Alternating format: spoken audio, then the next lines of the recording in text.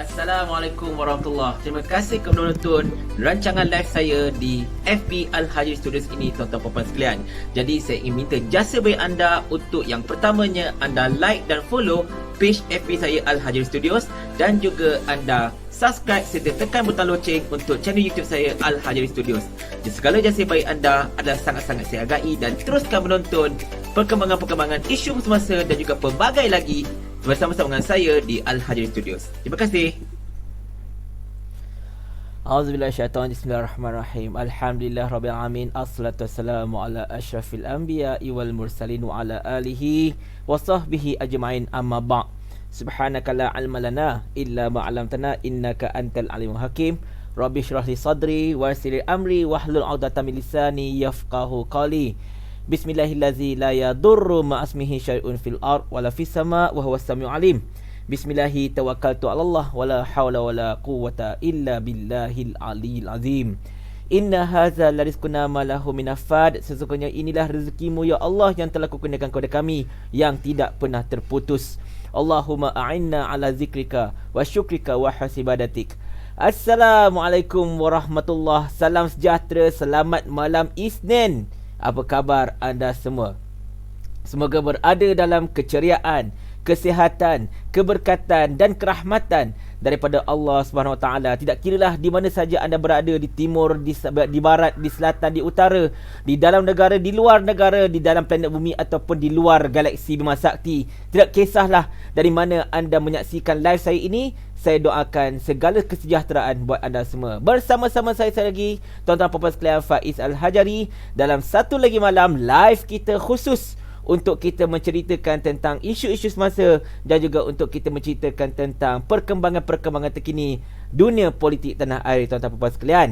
Jadi seperti biasa, saya ingin ucapkan jutaan terima kasih kepada anda semua, kerana anda lah yang telah membantu, menyokong, yang telah memberikan semangat, yang telah memberikan kekuatan kepada saya, tuan-tuan puan-puan sekalian, dengan izin Allah, sehinggalah saya dapat berada di sini saban malam untuk anda. Walaupun kadang-kadang kita terdapatlah juga orang kata apa, masalah-masalah tertentu, macam contoh live suara lari sebagainya. Malam ni suara okey mulut dengan suara teli okey. Walaupun pada ketikanya line kita kadang-kadang macam harmji, walaupun kadang-kadang kita mungkin ada masalah daripada segi gangguan-gangguan dan sebagainya, tetapi yang paling penting, hidup tetap terus jalan, tetap jalan, tuan-tuan sekalian. Kalau mereka kata lawan tetap lawan, kita kata jalan tetap jalan.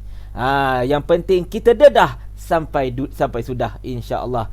Baik, malam ini saya tidak dapat mengucapkan shout out. Begitu ramai sekali sahabat-sahabat kita, tuan-tuan sekalian, yang begitu hebat-hebat kan. Orang-orang lama macam Lisa Larissa, Gusti Adik Muhammad, kita ada Dr. Izzah Zamri, Dr. Akal Al, Fadipadi Ishak, pasti kita ada kata apa, ramai lagi. Kita ada RBA, tuan-tuan sekalian. Kita ada RBA awal-awal ni, iaitu Arun Iqmal. Tuan-tuan puan-puan sekalian, kita tengok Arun Iqmal awal-awal lagi dah tunjuk lawa dekat sini. Tapi itulah, RBA ni cuma ibarat anjing yang kehilangan tuan. Kita tak kacau, dia menyalak. Kita kacau, dia menyalak. Kita lalu je pun dia menyalak. Jadi biarkanlah mereka menyalak. Itu sahaja yang mampu mereka lakukan. Baik, tuan-tuan puan-puan sekalian, macam biasa, sebelum kita mulakan live kita pada malam ini, saya nak minta jasa baik anda untuk 4 perkara. 4 perkara saja, tuan-tuan sekalian. Yang pertama, saya minta jasa baik anda untuk like dan follow page FB saya ini, Al-Hajari Studios, di mana sekarang ini kita pun hampir-hampir mencecah 13,000 followers. Alhamdulillah, dalam tempoh sebulan. Daripada zero, tuan-tuan puan-puan sekalian, daripada zero kita mula balik daripada kosong.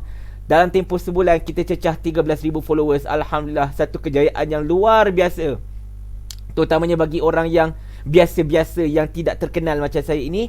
Alhamdulillah, dapat mencapai angka tersebut dengan begitu cepat sekali. Semuanya hasil daripada sokongan daripada anda semua. Jadi saya mintakan jasa baik anda untuk like dan juga share page ini, like dan juga follow page ini, tuan-tuan sekalian. Itu yang pertama. Yang keduanya, saya minta jasa baik anda untuk belanja saya, like, love dan juga sharekan stream ini, biar kita dapat bersiaran sampailah ke sepelosok dunia, tuan-tuan sekalian. Sampailah ke mana-mana sekalipun mereka dapat mendengar suara saya, insya-Allah, yang kecil ini. Yang ketiga, tuan-tuan sekalian, saya nak minta jasa baik anda untuk belanja saya subscribe dan juga tekan loceng serta menonton video-video saya di channel YouTube saya, Al-Hajari Studios.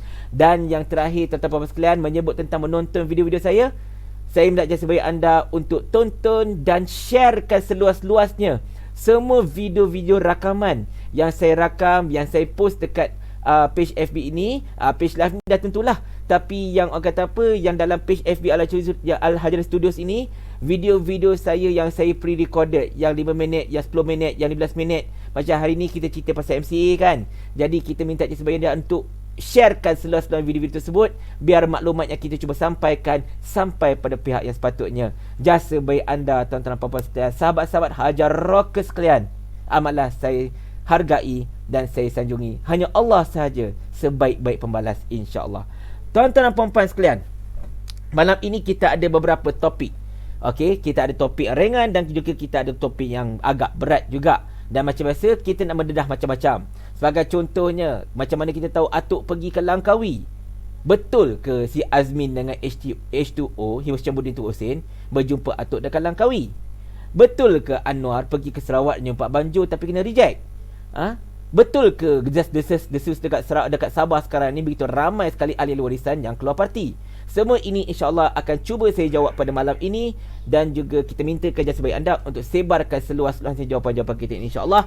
Macam biasa pada sejam-sejam lebih yang awal ini ialah masa untuk saya menjelaskan tentang semua isu, dan saya akan buka talian setengah jam sebelum kita berakhir. Nombor telefon kejap lagi 0167662616. Sekarang saya terbuka lagi talian, kejap lagi saya akan maklumkan bila saya akan buka talian untuk anda semua.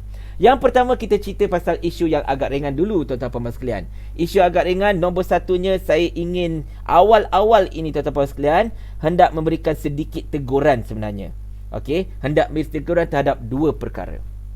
Teguran yang pertama ialah kepada Dewan Pemuda PAS Malaysia, ataupun setepatnya admin-admin page rasmi Dewan Pemuda PAS Malaysia. Macam mana kita tahu tuan-tuan puan sekalian, Dewan Pemuda PAS Malaysia memang nak cuba engage dengan anak muda. Masa hari itu mereka post pasal Flash Speed, pasal PS5. Saya antara yang agak mempertahankan post tersebut, kerana bagi saya benda itu santai dan tak ada masalah untuk kita postkan. Sekali-sekala jadilah, betul tak? Tetapi pada semalam atau hari ini, mereka post pula pasal EPL dengan orang kata apa, caption yang boleh katakan bukan nak kata menganjing, tapi macam ala-ala macam budak-budak biasa sebagainya, yang bila dah sampai ke tahap itu kita rasa kurang sesuai. Sebab page Dewan Pemuda PAS Malaysia ini sepatutnya menjadi wadah untuk urusan rasmi pemuda. Okey, pasal PS tu kita bagi leniency, sebab bagi kita file lah trend terkini dan sebagainya. Tapi kalau sampai ke EPL pun nak post terus dekat page Dewan Pemuda PAS Malaysia, rasa-rasanya tidak sesuai. Ada baiknya kalau apa-apa sahaja berkaitan dengan sukan, dengan rekreasi, dengan seni, dan apa-apa sahaja perkara yang melibatkan anak muda selepas ini, fokus untuk post dekat page DEX rasmi. Fokus untuk post dekat page DEX. Tahu DEX? Department of Arts, Cultural and Sport, Dewan Pemuda PAS Malaysia. Postkan dekat situ insya-Allah. Awal-awal tekak aku sakit. Inilah bahannya tuan-tuan puan sekalian. Bila setiap malam kita cakap 2 jam, lepas tu kita rehat sekali seminggu.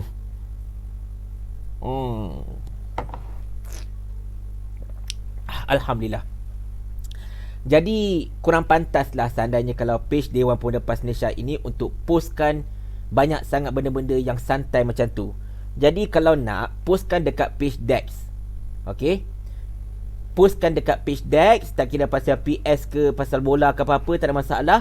Dan page Dewan Pemuda PAS Malaysia boleh share post daripada DEX tersebut. Macam tu tak ada masalah. Sebab masa itu kita akan nampak Dewan Pemuda PAS Malaysia akan promote salah satu daripada cabang yang ada dalam Dewan Pemuda PAS Malaysia, iaitu DEX.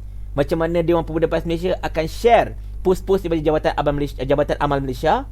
Okey, mungkin Dewan Pemuda akan share post-post daripada DEX. Mungkin Dewan Pemuda akan share post-post daripada Dewan Pemuda Negeri dan sebagainya. Jadi macam itu lagi cantik. Nampak macam ada synchronization, macam ada satu orang kata apa, susunan hierarki yang cantik. Lepas ini kepada admin page Dewan Pemuda PAS Malaysia, minta maaf, saya tahu ramai dan antara anda rakan-rakan saya, kawan-kawan saya, sekadar satu teguran, bukan untuk menjatuhkan. Apa yang anda buat bagus, demi Allah cakap bagus, sebab anda cuba hendak engage dengan anak muda. Keminatan anak muda sekarang ni memang banyak orang tengah bercakap pasal EPL. Bukan sekadar EPL tapi La Liga. Kan, Barcelona boleh seri dengan Sevilla semalam, sakit hati tu aku. Lepas tu Manchester United pun seri dengan Spurs, pun sakit hati juga. Tapi lagi sakit hati Arsenal sebab kalah. Kalah dengan Man City satu hal, lepas tu kalah dengan Brighton pun satu hal. Main-main. Dengar dah dengan Brighton kan? Brighton dah. Yang ni mau pay score tu. Betul, Brighton lah. Sedih bang. Dan kita nak ucapkan juga semoga cepat sembuh kepada Bernardino yang mengalami kecederaan lutut kiri yang agak serius kerana bertembung dengan Neil Maupay ketika satu pertembungan one on one masa separuh masa yang pertama perlawanan tersebut. Okey. Dan tak ada masalah kalau kita nak cerita pasal benda-benda macam tu, tapi ceritakan dekat page DEX dan page Dewan Pemuda, share sahaja. Okey? Satu teguran yang kita harap dapat diambil kira, yang boleh katakan dapat Allahumma salli alaihi dapat dipertimbangkan oleh rakan-rakan saya dalam admin page Dewan Pemuda PAS Malaysia. Semoga Dewan Pemuda PAS Malaysia menjadi wadah yang sangat-sangat ampuh untuk menarik minat anak-anak muda dengan semua ini, insya-Allah. Nampak PAS tak jumut, tapi kalau terlampau open pun tak berapa cantik. Itulah kisahnya. Baik. EPL bagi kamu botak je. Betul lah, membotak tu cerita EPL power siut. Kan? Aku naik kali aku nak panggil lah membotak tu cerita EPL kat page ni. Tapi tak tahulah pula, sebab sekarang ni YouTuber dengan Facebooker ni charge diorang mahal sikit tau. Sugupa Vita pun dia charge RM10,000 untuk muncul kat Kacau TV. Tapi memang patut lah pun, dia popular bang. Kan? Macam dulu kita cerita artis kan, pelakon, penyanyi, untuk muncul kat TV bayar RM10,000. Sekarang ini YouTuber, Facebooker, Insta famous. Dia orang sekarang famous, dia orang sekarang popular, dia orang sekarang crowd puller. So berkadaran lah aku nak bagi bayaran pun. Itulah kisahnya. Baik. Yang kedua saya nak buat teguran. Teguran ni untuk diri saya juga, iaitu sekarang ini terlampau ramai sangat yang menggunakan application Face App. Face App ni sebenarnya dah lama tuan-tuan. 2-3 tahun lepas pun dah ada dah. Saya pun terjebak. Saya pun terjebak buat muka jadi tua, buat muka jadi macam awet dan sebagainya kan. Tu standard lah. Kadang-kadang kita ni pun ngada-ngada kan nak tengok muka aku ni kan, kalau jadi awet muka lawa ke muka pecah kan. Tengok-tengok buat tak payahlah kan. Ada juga yang buat Face App tu nak tengok macam mana bakal jodoh aku. Orang kata kalau jodoh ni muka dekat-dekat serupan kita, buat-buat tengok tak jadilah aku, buruk gila jodoh. Macam tu kira kan. Tapi sekarang ini Face App punya application ni dia dah jadi terlalu realistik tau. Sampai baju kita pun, bentuk badan kita pun diubah sikit macam perempuan. Macam dulu dia ubah muka je, dan rambut pun macam taklah terlampau real sangat. Tapi sekarang memang real gila siut. Sampai ada budak kena sexual harassment sebab yang message itu ingat dia tu perempuan betul. Comel dah tu. Jadi benda ini sebenarnya macam, kalau basket sikit tak apa, tapi terlampau banyak sangat dia jadi macam tak berapa molek. Seolah-olah macam kita ni nak mengubah kejadian pun ya juga, walaupun suka-suka kan. Dan elok-elok Allah jadi lelaki, nak tengok muka kita je perempuan. Kenapa? Betul juga cakap budak-budak yang suka main troll ni. Dulu kita kutuk Sajad nak jadi perempuan, betul kita pula berebut jadi perempuan. Jadi macam tak kena. Jadi walaupun mufti belum mengeluarkan apa-apa fatwa lagi berkenaan dengan perkara ini, sebab benda ni benda baru, tapi kalau boleh lepas ni saya nasihatkan diri saya lah sebab saya pun pernah terjebak buat juga dulu dekat 2-3 tahun lepas. Elak-elakkanlah. Elak-elakkan. Jadi kita kalau boleh tak nak lah nampak kita terbuat dosa dalam keadaan kita tak sedar. Okay, so itu 2 tugaran ringkas kita untuk hari ini. Satu untuk DPPM, page rasmi mereka dekat FB, dan juga berkenaan dengan application Face App. Kita sama-sama ambil pengajaran, kita sama-sama ambil nasihat. Mudah-mudahan Allah memberkati kehidupan kita sampai bila-bila, insya-Allah. Baik. Suara tak dengar, ada kata suara tak dengar. Ibnu Ibrahim As-Salanjuri, Tuan Faiz ada baca komen tak dekat YouTube Al-Hajari? InsyaAllah saya akan baca. Saya memang tak sempat gila nak baca komen-komen dekat YouTube. Memang ramai, Alhamdulillah ramai sekarang beri respon. InsyaAllah saya akan baca satu persatu, tuan-tuan dan sekalian. Saya akan baca satu persatu. Sebab sekarang ini saya punya video pun Alhamdulillah banyak kan. Memang tak tahu kenapa kita bajet pun dapat video dalam 2-3 hari sekali, tapi seolah-olah macam tiap-tiap hari mesti ada video. Sebab kita banyak idea nak dikeluarkan sebenarnya. Banyak idea kita nak cakap pada anda semua. Dan in the end of the day kita post dia semua. Antara okey tak okey lah, itu je. Baik. Okey, Haji Ken ada. Haji Ken ada. Haji Ken tolong stay sampai pukul 11 Haji Ken. InsyaAllah saya akan buka talian kejap lagi Haji Ken. Tolonglah call. Muhammad Syazwan, Faiz, admin Nur Ibrahim cepat koyak ke? Bukan admin Anwar saja bang. Admin Mujahid cepat koyak, admin Rafizi cepat koyak, admin Anwar jangan ceritalah. Engkau komen sikit lah, memang confirm kena block. Dulu admin Najib cepat koyak. Itu menyebabkan orang menyampahkan Najib sebab admin cepat koyak. Tapi sekarang tengok admin ni pun sempoi, so kita pun sempoi. Jangan cepat koyak lah tuan-tuan puan sekalian. Aku pun banyak agak bawa RBA code hantam aku kan, masa tengah live ke apa ke. Tapi kita buat tak gerti lah. Dia hentam kita, kita hentam balik. Dia kita mana layan buat tak gerti lah. Itu je, tak payah koyak-koyak. Baik. Yang keduanya tuan-tuan puan sekalian. Okey, kita dah habis cerita tentang EPL. Kita habis cerita tentang orang kata apa, teguran-teguran kita. Yang kedua kita nak cerita pasal ini. Pasal ini. Macam mana yang anda tahu tuan-tuan dan puan-puan sekalian? Okey, PRKC ni penamaan calon telah pun berakhir. Alright. And then sekarang kita ada 3 orang calon. Yang pertama, calon daripada Barisan Nasional. Kalau anda tengok di belah kanan sekali gambar pakai baju biru tu, iaitu Muhammad Syahrim Mat Zain, iaitu peneroka generasi kedua Felda. Okey, beliau tidak berkelulusan tinggi, setakat SPM sahaja, walaupun berpengalaman dalam orang kata apa, pentadbiran dan juga berpengalaman dalam kerja-kerja kemasyarakatan dekat Felda Cini 3. Maknanya dia ni memang anak tempatan. Serba-serbi dia tahu dekat situ. Okey. Kemudian dia ini ditentang oleh Tengku Datuk Zainul Hisham Tengku Hussein. Dan kalau tak salah saya, dia ni merupakan timbalan ketua bahagian kot, Bersatu Pekan. Tapi bertanding atas tiket bebas, menggunakan lambang rumah kalau tak salah saya. Dan yang ketiga yang tengah-tengah, yang tengah tunggu penumbuk, yang tunjuk penumbuk tu, itu ialah Muhammad Syukri Ramli, ataupun kita lebih kenali nama dia sebagai Cucu Mat Kilau, seorang blogger. Okey, kalau Cucu Mat Kilau ni, tuan-tuan puan-puan sekalian, kalau kita masih ingat, kejap ya. Kalau kita masih ingat, pada tahun 2015, PRK Rompen masa itu, kenapa dia tengok aku lari? Jangan lari bang. Masa PRK Rompen, okey, ini dia. Dia cuba nak bertanding dekat PRK Rompen masa itu, yang diadakan berikutan kematian penyandang dia, iaitu Allahyarham Datuk Seri JJ Jamaluddin Jarjis, yang terlibat nahas helikopter. Dia cuba bertanding menentang Datuk Hassan dan juga Ustaz Nazri daripada PAS, tapi pencalonan dia ni ditolak. Dan oleh kerana pencalonan dia ditolak, dia bertindak mengoyakkan kertas pencalonannya sebab tak puas hati kerana dia didakwa tak layak bertanding. Ni dia orangnya. Orang yang sama, tuan-tuan sekalian. Orang yang sama. Jadi dia kata masa tahun 2015 tu, dia kata SPR berkata dia buat kesalahan.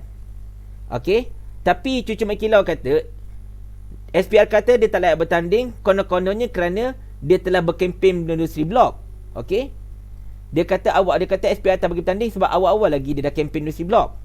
Tapi kalau ikut kenyataan rasmi daripada SPR, masa itu Tan Sri Abdul Aziz Mat Yusof, pengurusi, dia kata sebab dia tidak mengemukakan tidak menyerahkan penyata perbelanjaan ketika bertanding pada PRU yang ke-13, di mana bagi calon parlimen, mereka perlu mengemukakan penyata untuk membuktikan perbelanjaan ketika kempen masa pilihan raya tidak melebihi RM200,000 untuk parlimen, dan juga DUN tak melebihi RM100,000, dan jika mereka gagal, mereka tidak akan dibenarkan bertanding pada mana-mana pilihan raya dan tempoh 5 tahun. Kerana itu, Cucu Mat Kilau tidak bertanding masa PRU yang ke-14. Okey, kerana dia tidak gagal untuk mengemukakan syarat yang telah dikeluarkan oleh SPR.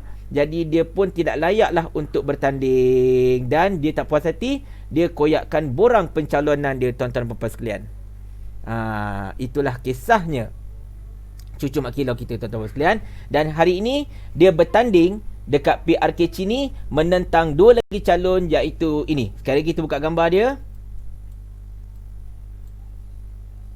iaitu Muhammad Syahrim dan juga Tengku Datuk Zainul Hisham.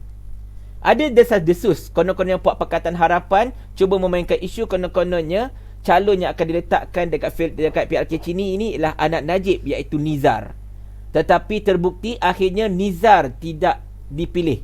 Bahkan Najib sendiri tidak menggalakkan langsung Nizar untuk bertanding dekat PRK Cini ini, tuan-tuan dan puan-puan sekalian, kerana bimbang menjadi sasaran dari pihak pembangkang, dan yang kedua hendak memberikan ruang kepada anak tempatan yang lebih dekat dengan penduduk tempatan untuk bertanding. Dan pada pandangan peribadi saya, tuan-tuan dan puan-puan sekalian, walaupun Syahrim ini tidaklah berkelulusan tinggi, tetapi pemilihan dia sebagai calon untuk PRK Cini ini adalah tepat.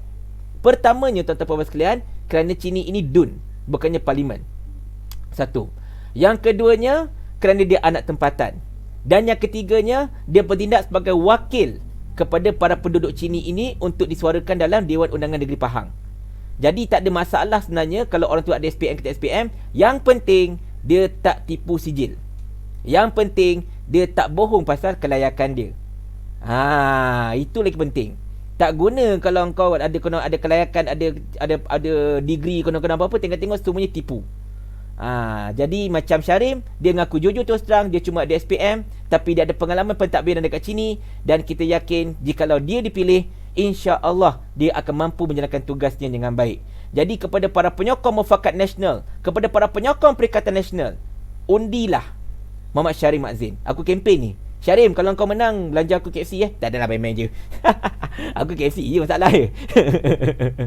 Okey, main-main je, tak adalah. Kita doakan Syarim berjaya insya-Allah, dan bukan sekadar berjaya menang, tetapi berjaya membawa suara penduduk Cini dalam Dewan Undangan Negeri Pahang nanti insya-Allah sekiranya mencapai kemenangan.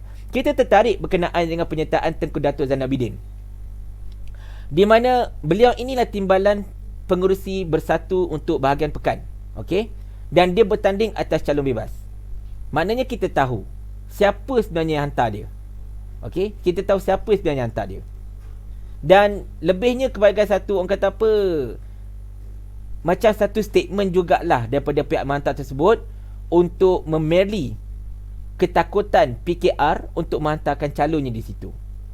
Bersebut tentang ketakutan PKR untuk hantarkan calon kat situ, kita tengok kenyataan Fuziah. Inilah kenyataan Fuziah Saleh, tuan-tuan sekalian. Okey, Fuziah Saleh kata, pilih calon yang tidak gentar bersuara. Kata Fuziah, maknanya dia nak calon kalau boleh pilih yang tidak gentar bersuara. Soalan ni kita tanya, dua soalan pada Fuziah. Soalan pertama, mana satu? Siapa yang tak gentar bersuara tu? Cucu Mat Kilau? Sebab dia blogger kan, of course dia tak gentar bersuara. So adakah dia yang kau maksudkan? Yang kedua, tuan-tuan sekalian, yang menarik sekali, dia kata pilih calon yang tidak gentar bersuara. Kita nak tanya balik kepada Fuziah, anda suruh rakyat Cini memilih calon yang tak gentar bersuara. Yang anda sendiri gentar nak hantar calon bertanding tu, pasal apa? Itu namanya cakap tak serupa bikin. Engkau cakap pilih calon tak gentar bersuara, engkau sendiri gentar untuk hantar calon. Baik, tak payah, buang masa je. Itulah kisah tentang Fuziah ini, tuan-tuan sekalian. Jadi janganlah buat malulah. Buat malu je lah. Tapi menyebut tentang Fuziah ini, tuan-tuan sekalian, kita perhatikan satu benda yang menarik kat sini. Inilah Twitter daripada MSO. MSO ni macam kalian tahu, dia memang penyokong, memang memberat kepada sokong PAN. Dia memang orang husam dan sebagainya. Tapi tuan-tuan sekalian, kita baca tweet MSO ini, dia seolah-olahnya macam menghentam PAN dan juga DAP. Kita bacakan. Apabila diceritakan Anthony Loke berhubung kegagalan Pakatan Harapan putuskan kombinasi pemimpin menyalahkan pemimpin DAP itu juga kememegang kuasa seperti PAN. Bila dibaluti kuasa, hilang prinsip. MSO ini ialah blogger yang mesra PAN tau. Dia memang backup husam, gila-gila punya. Tetapi melalui tweet dia kali ini, dia hentam DAP dan juga PAN. Dia hentam parti yang dia sokong dan juga tuan pada parti dia sokong. Lain macam betul MSO kali ni, kan? Dan cuba tengok siapa yang like kat atas kali tu. Yang menyukai tweet Muhammad Syariti Omar inilah Fuziah Saleh. Jadi tuan-tuan sekalian, memang pergaduhan antara mereka ni, pergaduhan adik-beradik antara mereka ni memang makin teruk. Tak boleh nak paper dah. Dia makin lama makin teruk. Jadi kerja kita cuma tukang gelak lah. Tukang gelak dan juga tukang ulas. Dia macam Donnie tengah wrestling, kita pengulas kat tepi macam Jim Ross. Macam orang kata apa, Jerry Lawler, kita ulas kat tepi lah. Right, itulah kisahnya tuan-tuan sekalian. Dua topik dah selesai. Satu topik teguran, satu topik pasal PRK Cini. Kita batuk sekejap. Okey, kejap ya. Yang ketiga, saya nak menyebutkan tentang Kanda Muja. Kanda Mujahid kita. Okey, minum air sekejap.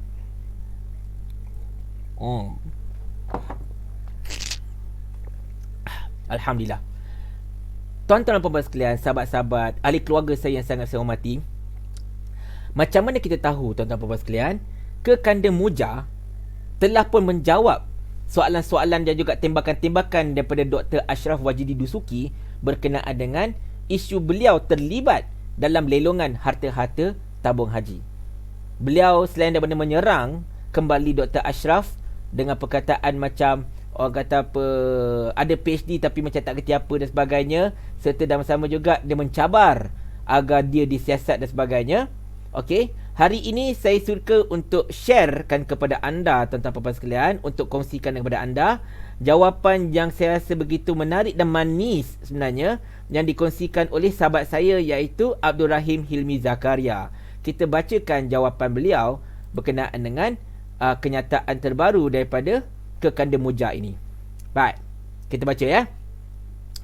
Saya senyum sajalah bila Dr. Mujahid Yusof Rawa cuba merendahkan kredibiliti Dr. Ashraf Wajdi Dusuki dalam isu skandal tabung haji.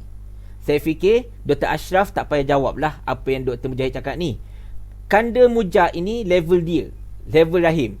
Itu pun paling tinggi dah saya bagi. Betul juga, sebenarnya muja ni dengan aku pun tak selevel bang, dia bawah lagi sebenarnya. Sekurang-kurangnya aku berani berhadapan dengan kritikan on the spot daripada depan. Dia, netizen kritik dia pun dia kata saya tak nak layan, ini bukan level saya. Dia pun kaki blok orang masa dekat FB dia. Pun tak ada level lah. Pertama, berkenaan tuduhan bahawa tabung haji mengalami masalah kewangan kritikal dan kerugian sehingga ditegur Bank Negara beberapa tahun dahulu. Okey. Ini masalahnya bila menteri tak faham kewangan. Tulis Ibrahim di sini. Apa yang berlaku pada tabung haji ialah rosot nilai ataupun devalue. Devalue, betul tak? Macam dia nilai hartanah ke pelaburan tu jadi rendah. Bukannya kerugian. Okey? Rosot nilai ini berlaku disebabkan kejatuhan kaunter-kaunter saham, terutamanya berkaitan oil and gas. Saya baca yang ni. Kalau nak tengok, saya baca yang ni. Rosot nilai ini berlaku disebabkan kejatuhan kaunter-kaunter saham, terutamanya berkaitan oil and gas. Di mana ini berlaku krisis oil crash 2015. Kita masih ingat, masa pada tahun 2015, harga minyak merudum jatuh sampai menakutkan. Tapi tahun ini jauh lebih teruk sebenarnya. Tapi tahun 2015, angin tak ada, ribut tak ada, tapi disebabkan oleh perang dingin antara Amerika Syarikat dan Rusia masa itu dengan China, menyebabkan harga minyak menjadi merudum teruk. Tetapi syarikat-syarikat berkenaan, okey, yang rosot nilai ni, at leastnya majoriti masih mampu memberikan dividen tahunan kepada tabung haji. Okey, poin yang keempat.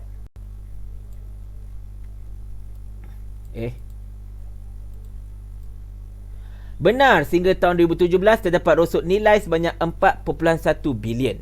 Okey, itu betul, kita tak nafi. Tetapi sepanjang pemerintahan Pakatan Harapan sehingga 31 Disember 2018, which is berapa bulan?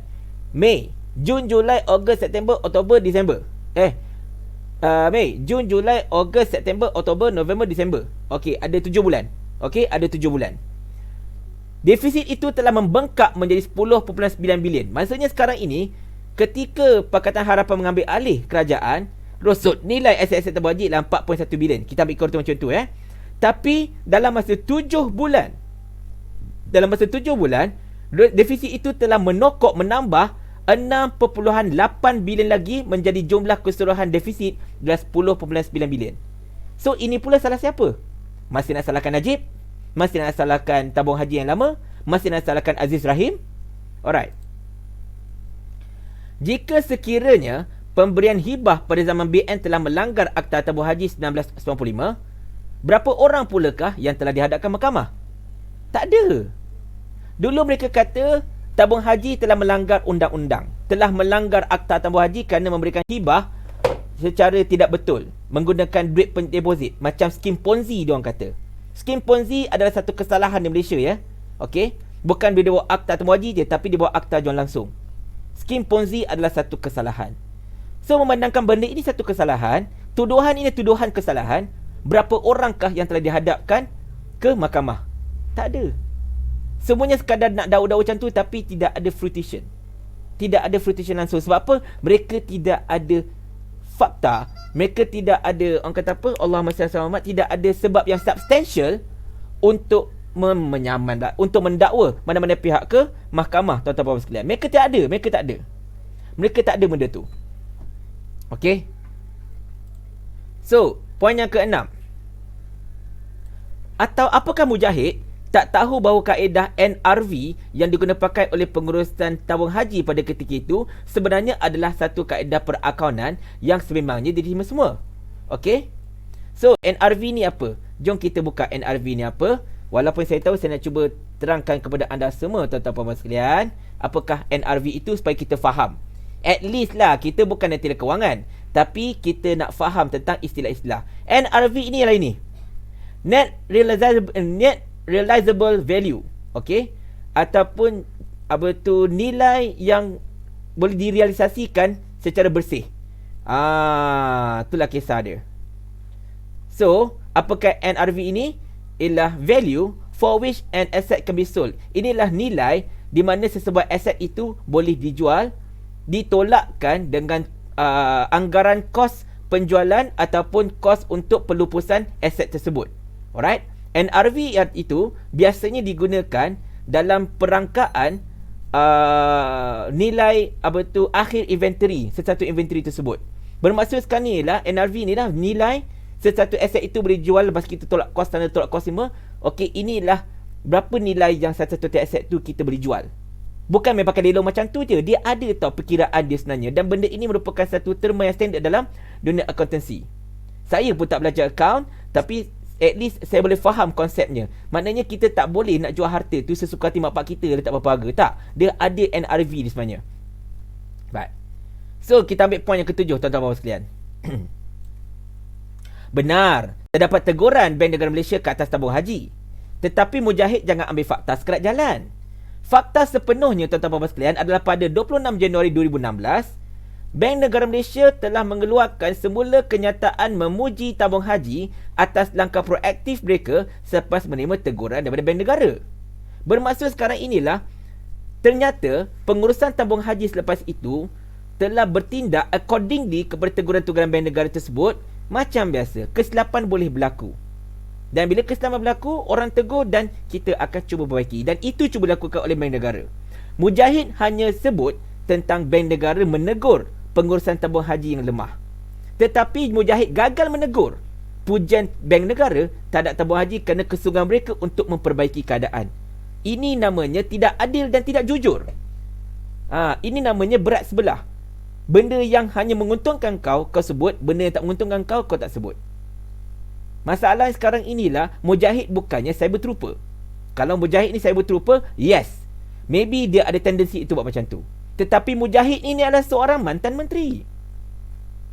Seorang mantan menteri harus accountable. Jadi sekarang ini tak payah accountability banyak. 6.8 bilion yang bengkak itu, defisit itu, salah siapa? Perkara yang ke-8 di sini, tuan-tuan sekalian, kita bacakan. Menjadi persoalan, kenapa Dr. Mujahid tidak menjawab soalan pokok? Okey? Apa soalan pokok dia? Atas justifikasi apa? What is the justification penjualan 18 aset hartanah ini diberi izin untuk jual? Dah lah diberi izin untuk jual. Tabung haji pula di-waivekan first right of refusal. Maknanya tabung haji ini tidak ada hak untuk orang kata apa, menolak pembelian orang lain. Maknanya harta tu dah bebas dijual tanpa perlu tanya pada tabung haji dulu. So, atas justifikasi apa 18 aset hartanah ini diberi izin untuk jual macam tu je? Alright? Katalah kalau Mujahid kata semua hartanah ini adalah rugi. Oh, kita jual hartanah yang rugi. Common sense bang, kita baca common sense kat sini.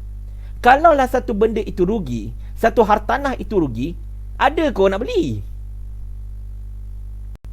Kalau satu hartanah itu tengah mengalami kerugian dan tidak ada prospek untuk berkembang, tidak ada prospek untuk maju, tidak ada prospek untuk orang kata apa, mendapatkan keuntungan pada masa akan datang, ada tak orang bodoh mana-mana nak beli binatang tu? Jawapannya tak ada. Walaupun ini dunia hartanah, in the end of the day, dia tetap merupakan perniagaan. Orang nak beli aset yang ada potensi untuk keuntungan. Orang tak akan beli aset yang rugi. Tambah pula jumlah yang dilibatkan jutaan, bilinan pun. Tak ada siapa nak beli aset yang rugi. So, kita kena tolak tepi. Oh, ini ialah aset yang rugi, ini aset tak untung. Sebab hanya orang bodoh saja yang akan beli aset yang tak untung-untung.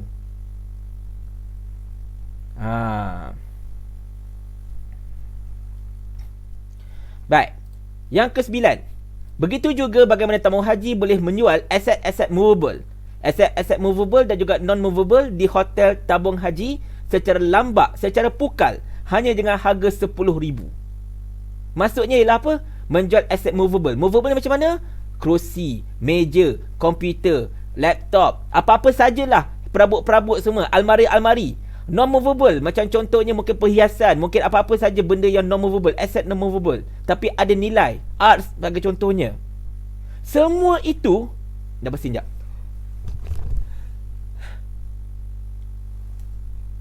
Bersin tak jadi. Dah dia. Right.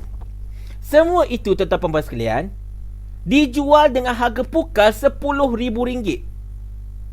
Gila ke apa? Masalahnya bukan satu hotel punya harta tau. 18 aset, 18 harta, 18 hotel punya movable asset dan juga non-movable asset. Semua sekali lambat jual RM10,000. Astaghfirullahalazim. Ini memang tak boleh masuk akal bang. Memang tak boleh masuk akal. Tak payah cerita banyak lah. Sofa aku pun yang dah habis tu pun aku beli. Ini sofa murah tau. Beli RM3,000 satu set, 321 nya sofa. Satu set RM3,000 masa tu. Itu pun bukan sofanya mahal yang pakai leather ke apa-apa ke, setakat biasa je. Tapi itu pun RM3,000. Benda ini aset untuk hotel, bukannya sofa yang macam aku punya. Aku punya murah bang. Sofa untuk hotel jenis tan lasak, jenis lawa, hotel kan. And then bukannya satu, ada 18 hotel punya aset. Semua sekali pukal RM10,000. Ui, sedap macam tu. Jual kat siapa? Ada buka tender tak? Ada buka tak lelongan dekat mana-mana, dekat laman-laman web? Okey, lelongan aset tabung haji. Anda diminta datang untuk membeli harta tabung haji yang telah dilelong bertempat di pejabat PAN mana-mana. Okey, kita pergi beli. Sebab lelong kan? Okey, contoh sofa ini reserve price dia RM1,000. Okey, lelong ting. Siapa nak naik harga lagi? Okey, RM1,500 satu. Okey, RM1,600 satu. Dua. Okey, silakan tuan. Tak ada pun. Pernah ke kau dengar aset-aset tabung haji ni dilelongkan secara terbuka macam tu untuk dapatkan RM10,000 tu? Tak ada. So soalannya lah, kepada siapa dia jual? Kenapa dia jual macam tu? Kena fikir. Yang ke-10. Kita lama sikit kat sini sebab ini melibatkan harta umat Islam. Okey Yang ke-10 tuan-tuan sekalian, jika dikatakan aset-aset hotel ini merugikan, atas pertimbangan apa dia kata aset hotel ini merugikan, sedangkan Hotel Tabung Haji Kuala Terengganu misalnya konsisten mencatatkan keuntungan setiap tahun? Kalau dia kata hotel-hotel tabung haji merugikan, Hotel Tabung Haji Kuala Terengganu konsisten untung setiap tahun. Hotel Tabung Haji dekat KLIA untung setiap tahun. So atas pertimbangan apa dia nak kata hotel-hotel ini merugikan? Ke dia main pukul rata je? Datuk, ni kita ada hotel-hotel tabung haji ni, berapa rugi? Adalah dalam 10 rugi, 8 untung. Okey, 10 rugi. Kita jual semua. Macam tu. Gila ke apa? Yang ke-11 tulisan Abdul Rahim di sini. Satu penjelasan juga mesti diberikan apabila The Edge Weekly pada 21 Mac 2020 telah mendedahkan bagaimana 13 saham yang asalnya milik tabung haji telah dilupuskan oleh urus harta jemaah sedia berhad pada awal bulan tersebut. Sedangkan pada ketika itu pasaran berada dalam keadaan yang sangat lemah. Saya nak kaitkan dengan KWSP menjual saham Top Glove yang dibisingkan oleh Pakatan Harapan. Ingat tak KWSP jual saham Top Glove? Beza tau. KWSP masa itu menjual saham Top Glove pada ketika saham Top Glove pada ketika itu berada pada kedudukan yang tinggi. Bermaksud bila KWSP jual saham mereka dan Top Glove pada ketika itu, mereka mendapat keuntungan yang banyak. Boleh cover macam-macam. Dan boleh memberikan mereka dana untuk membeli saham-saham lain juga jika mereka mahu. Pelaburan-pelaburan lain yang dijangka akan berkembang pada masa akan datang. Buy low, sell high, get income. Tetapi pada awal bulan Mac 2020, saham negara tengah lembab, tengah lemah gila. Masa zaman Pakatan Harapan, saham kita memang lemah gila. Minta maaf cakap. Okey, kita pernah hampir-hampir nak bawah daripada 1000 mata pun ketika zaman Pakatan Harapan. Tapi masa keadaan saham tengah lemah itu, 13 saham yang asalnya milik tabung haji telah dilupuskan oleh UJSB. Dan bila dilupuskan pada ketika saham tengah lemah, of course lah semuanya kerugian. Kerugian bagi tabung haji. Tapi keuntungan bagi mereka yang membeli saham itu pada ketika harga yang sangat rendah. Kita ambil contoh. Okay, ambil contoh kat sini. Rahim ada bagi contoh kat sini. Saham MMC, Malaysia Mining Corporation, yang berharga RM1.02 pada 2019, dilupuskan pada ketika berada pada paras 21.35 sen. Kerugian 79.1%. Kerugian dekat 80%, bang. Gila. Bermaksud, contoh, kita ambil contoh matematik mudah. Kalaulah ketika itu tabungan haji membeli saham tersebut pada harga RM1 juta, for example. Bermaksud dengan pelupusan ini, tabung haji sebenarnya telah kerugian hampir RM800,000. Siapa yang untung? Orang yang telah membeli saham yang 21.35 sen ini. Padahal saham ini pada asalnya RM1.02. Siapa yang beli? Ini soalan yang paling besar nak tanya. Besar gila nak tanya soalan ni. Bukan main-main. Ini adalah satu kecelakaan. Dia harus jawab. Tidak kiralah jawapan siasatlah saya. No, kita tak mau jawapan siasatlah saya kalau saya salah. Kita tak nak jawapan itu. We want you to be accountable. Jawab benda ini secara tuntas. Kenapa kau benarkan? Sebab kalau kita cuba nak siasat, mungkin tidak berlaku sebarang jenayah. Mungkin semuanya berjalan ikut undang-undang. Tak ada masalah. Suka hatilah jual biru. Ni sama aku nak jual biru ni, suka hati akulah. Tidak ada sebarang malis, intent. Tapi kenapa nak jual? Itu soalan yang kita tahu. Dan kenapa nak jual masa tengah rendah? Tadi ada seorang komen dekat status FB saya. Dekatlah Jari Studios ni lah. Masa itu komen berkenaan dengan topik saya yang MCA bertanding dekat kawasan China tadi tu. Dia kata, oleh kerana itu janganlah kata DAP nak nak menguasai Melayu, nak lawan Melayu. Sebab DAP pun bertanding kat kawasan campuran. Kita kata kat dia, ya, DAP melawan dekat kawasan campuran, tetapi proksi mereka melawan dekat kawasan Melayu. Dan bila proksi mereka menang, sebenarnya mereka yang menguasai kerajaan. Mereka yang menyebabkan segala apa-apa dasar kerajaan ini berlaku. Dan ini buktinya. This is the living proof. Betapa bila DAP ada dalam kerajaan, dan bila orang-orang Melayu Islam yang ada dalam kerajaan bersama DAP itu semuanya bacul belaka, inilah yang terjadi.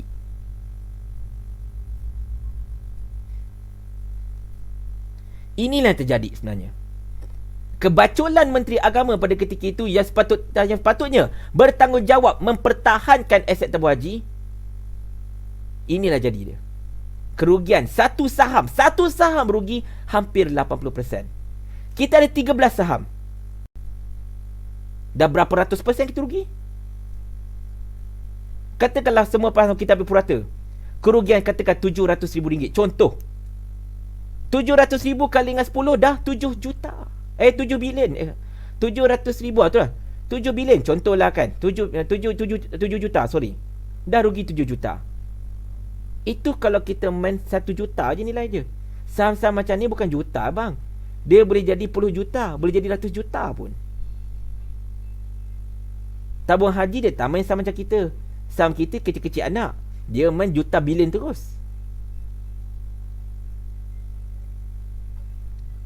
Baik. Poin yang ke-12. Jika inilah keadaannya, bagaimana sebenarnya perancangan Asam Mujahid untuk memastikan UJSB berkemampuan membayar balik lebih 27 bilion kepada tabung haji apabila sukuk tersebut matang? Dahlah beli mahal, meniaga pun rugi. So celah mana nak dapat untung? Macam tak kerti meniaga. Kononlah Cina yang kapil lebih baik daripada Muslim yang jahat.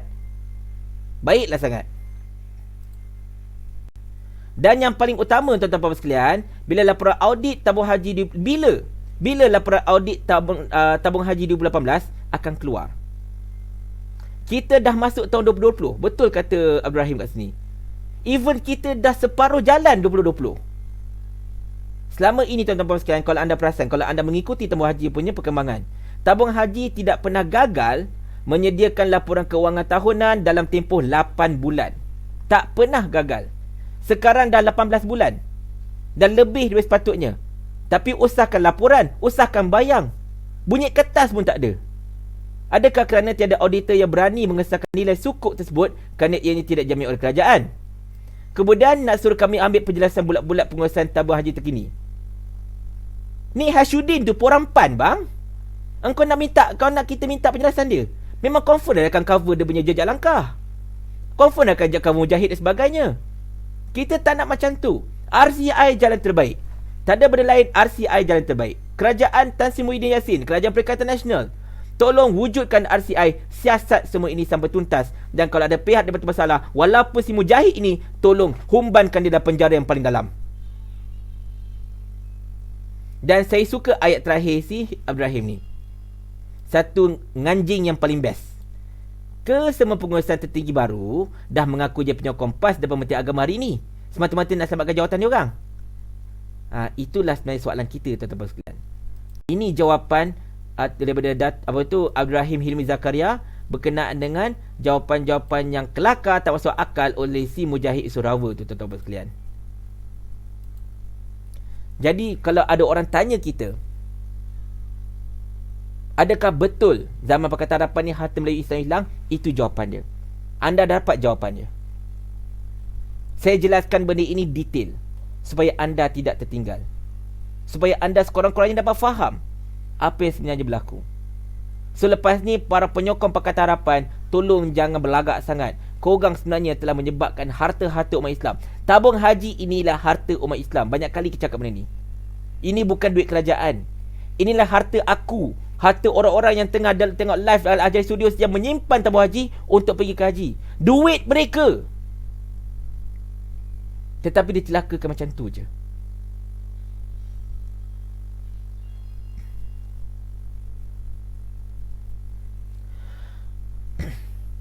Fadlan Ahmad, boleh tak finance manager TH call Faiz sekarang dan ulas sikit pasal jualan aset tersebut? Nak call saya pun tak guna. Saya tak ada masalah kau nak call saya, tapi nak call saya pun tak guna. Penjelasan ini due kepada seluruh rakyat. Dia kena buat sebaran. Yang paling penting, penjelasan dah tak guna. RCI sahaja jalan penyelesaian. Nak bagi penjelasan tak guna dah.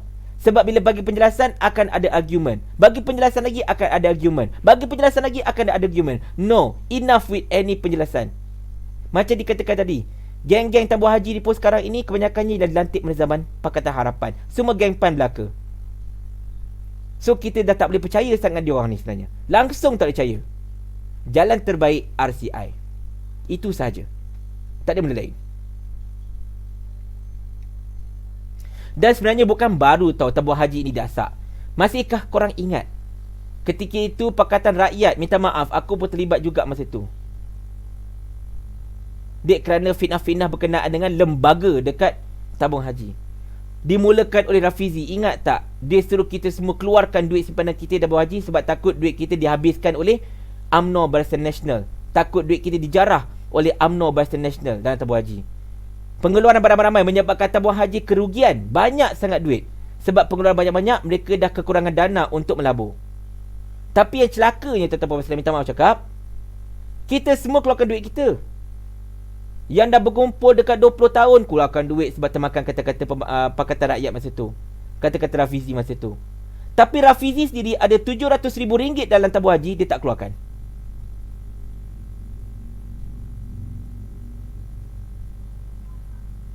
Ini memang sway.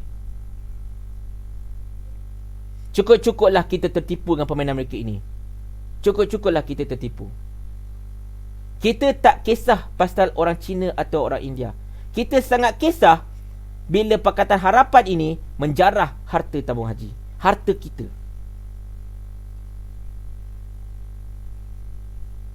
Tidak ada jalan lain, tuan-tuan sekalian.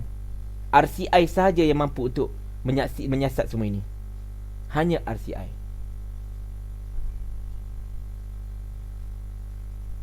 Baik, kita minum air kejap sebelum kita masuk ke topik lain, tuan-tuan puan sekalian.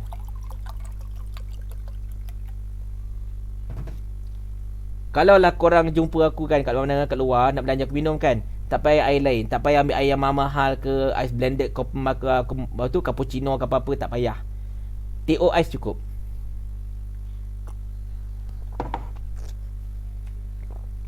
Teh ais is the best drink. Seriously. Baik. So, tuan-tuan puan sekalian, kita dah habis pasal kanda muja. So, sekarang ini kita nak update berkenaan dengan betul ke dekat Sabah sekarang tengah bergolak. Okey. Kalau untuk menjawab soalan tersebut, kita difahamkan desas-desus sangat-sangat kuat. MP Labuan daripada Warisan telah pun keluar parti. Tetapi itu desas-desus. Kita masih menunggu kesahihannya. Tapi yang confirm ialah ini. Okey, ini sorry. Angin politik negara ni, sorry. Silap. Bukan ini. Mana kau ni? Sabah. Mana tadi pasal Sabah tu? Sorry, aku nak pakai ni. Sorry. Kita kena pakai ni. Kejap ya, kita tutup ni jap. Alright, sorry. Aku lupa mana aku letak sebenarnya. Tapi kita tutup ni. Kita buka balik display capture kita. Dan kita terus buka ini blog. Inilah berita pada hari ini tuan-tuan puan sekalian. Iaitu 600 ahli warisan cabang Sepanggar keluar parti. Okey. Ini ialah ketua wanita dia ataupun dipanggil sebagai Sri Kandi. Okey, Sri Kandi Warisan. 21 Jun berita hari ini. Kita bacakan beritanya.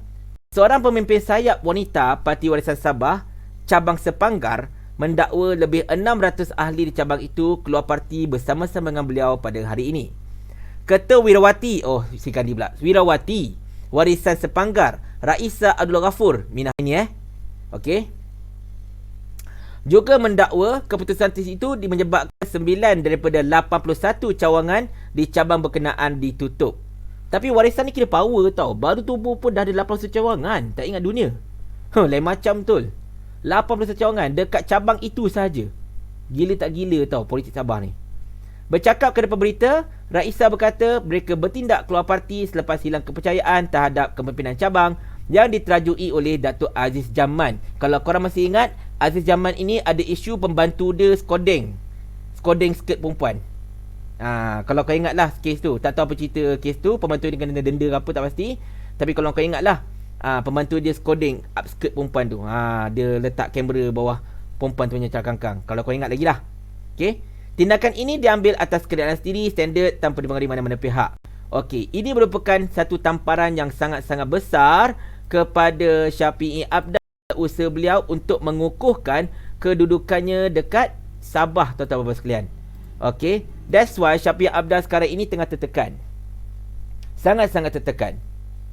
Dia sebenarnya bergelut untuk menyelamatkan karier politiknya sendiri dekat Sabah. Apatah lagi sekarang Musa Aman telah memfailkan saman kepada Syafiee Apdal atas kerosakan yang telah dibawa oleh Syafiee Apdal ke atas diri beliau. So sekarang Syafiee Apdal tengah berada dalam keadaan yang sangat terdesak. Jadi orang terdesak ni kadang-kadang bermasalah juga. Okey. Dan bila dah keluar benda macam ni, ada kemungkinan besar ianya ada kaitan rapat dengan gameplay yang dimainkan oleh Ato and the Gang. Itulah kisahnya. Jadi kita tengok macam mana kesedahannya, tuan-tuan sekalian. Baik.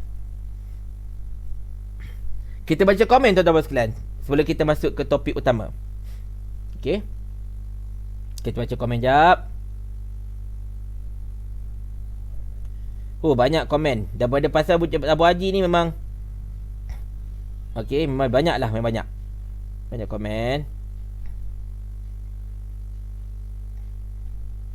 Tuan tolong ulas MC Al-Qaeda. Okey, saya akan ulas sebelum masuk topik utama. Terima kasih kerana ingatkan. Saya dah ada video pun. Dah ada 2 video pasal tu. Saya akan ulas macam tu je lah pasti. Dan selebihnya diminta untuk tonton 2 video saya yang hari ni saya post. Yang pertama tajuk MCA jangan tandingi kawasan Melayu. Yang kedua, inilah buktinya kenapa MCA jangan tandingi kawasan Melayu. 2 video. Okey, satu video pagi tadi, satu video petang tadi. Penonton dua-duanya dah sebarkan kedua-duanya. Baik. Aku aja komen jap.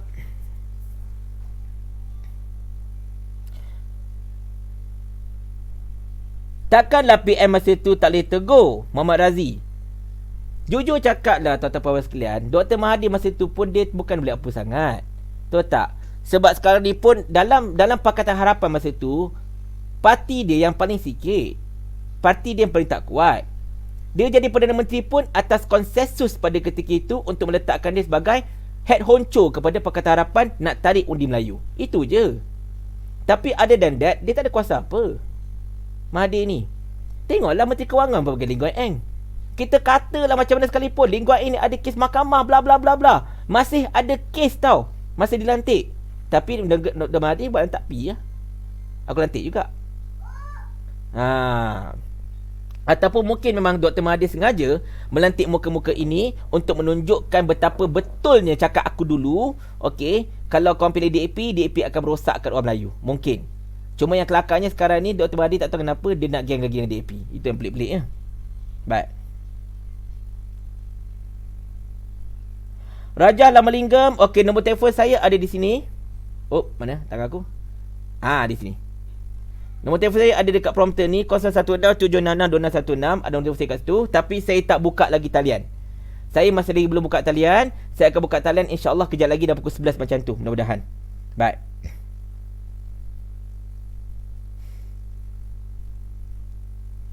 Baca komen jap.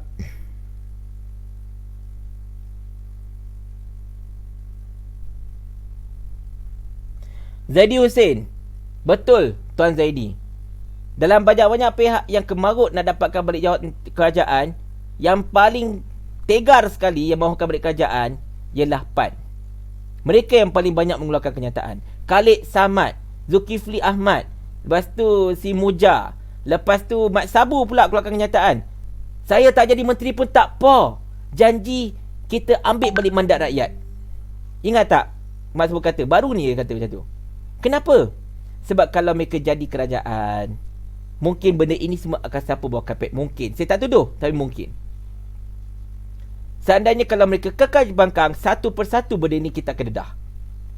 Dan bila kita dedah, bila dah sampai ke tahap rebah, memang no turning back dah untuk diorang. No turning back. Okay. Kejap ya. Kita ada satu soalan daripada Cik Wandila di sini.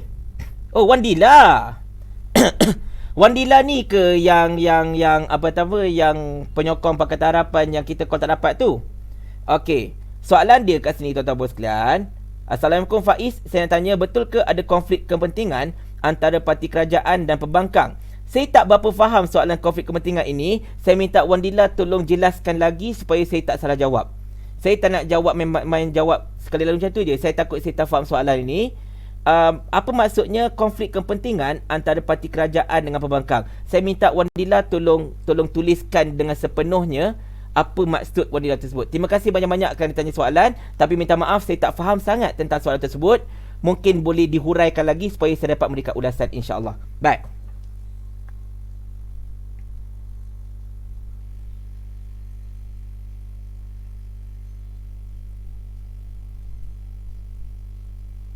Banyak sekali komen, tak sempat kena baca dah sebenarnya. Banyak sekali komen. Memang gila-gila tu lah. Memang masing-masing mengamuk pasal Tabung Haji ni. Okey. Betul Abu Wais, memang PAN paling meroyan. Memang serius paling meroyan. Kita pun tak tahu kenapa. Tapi kita rasa sebab ni lah. Sebab diorang takut bila tak jadi kerajaan, segala-galanya terdedah sebagainya kan. Okey.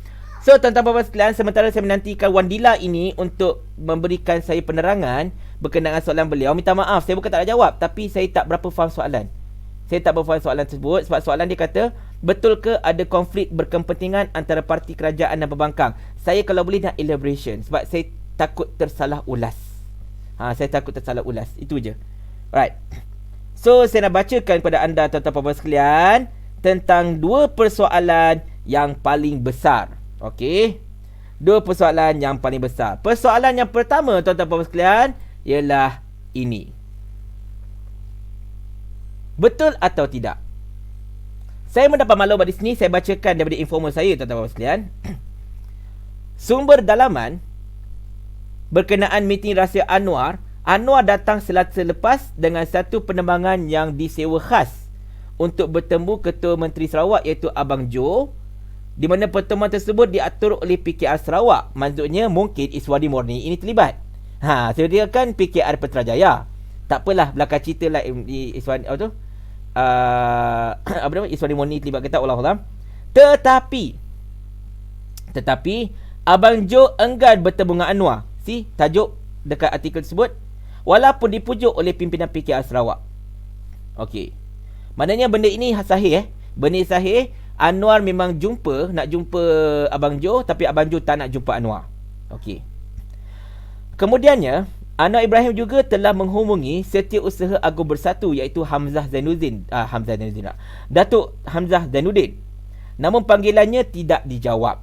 Okey. Dan Hamzah juga tidak mahu berjumpa dengan Anwar.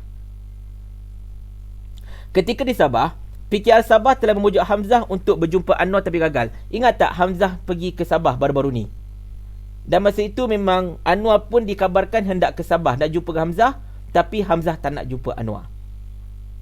Ingat tak Anwar pun kebetulan nak pergi Sabah tentu. Ingat kan? Alright.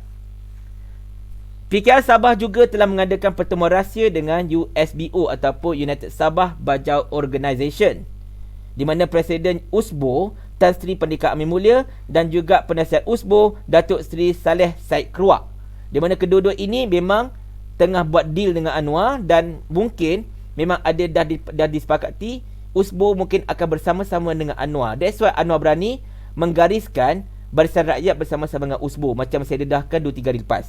Okey. Pada minggu lepas juga tuan-tuan puan-puan sekalian, Anwar sebenarnya telah pun mengadakan satu pertemuan rahsia dengan Muhyiddin Yassin, Perdana Menteri kita. Alright, jangan terkejut. Bukan pertemuan yang dulu tahu masa PKP tu. Bukan. Tetapi pertemuan baru minggu lepas yang tak dilaporkan mana-mana media.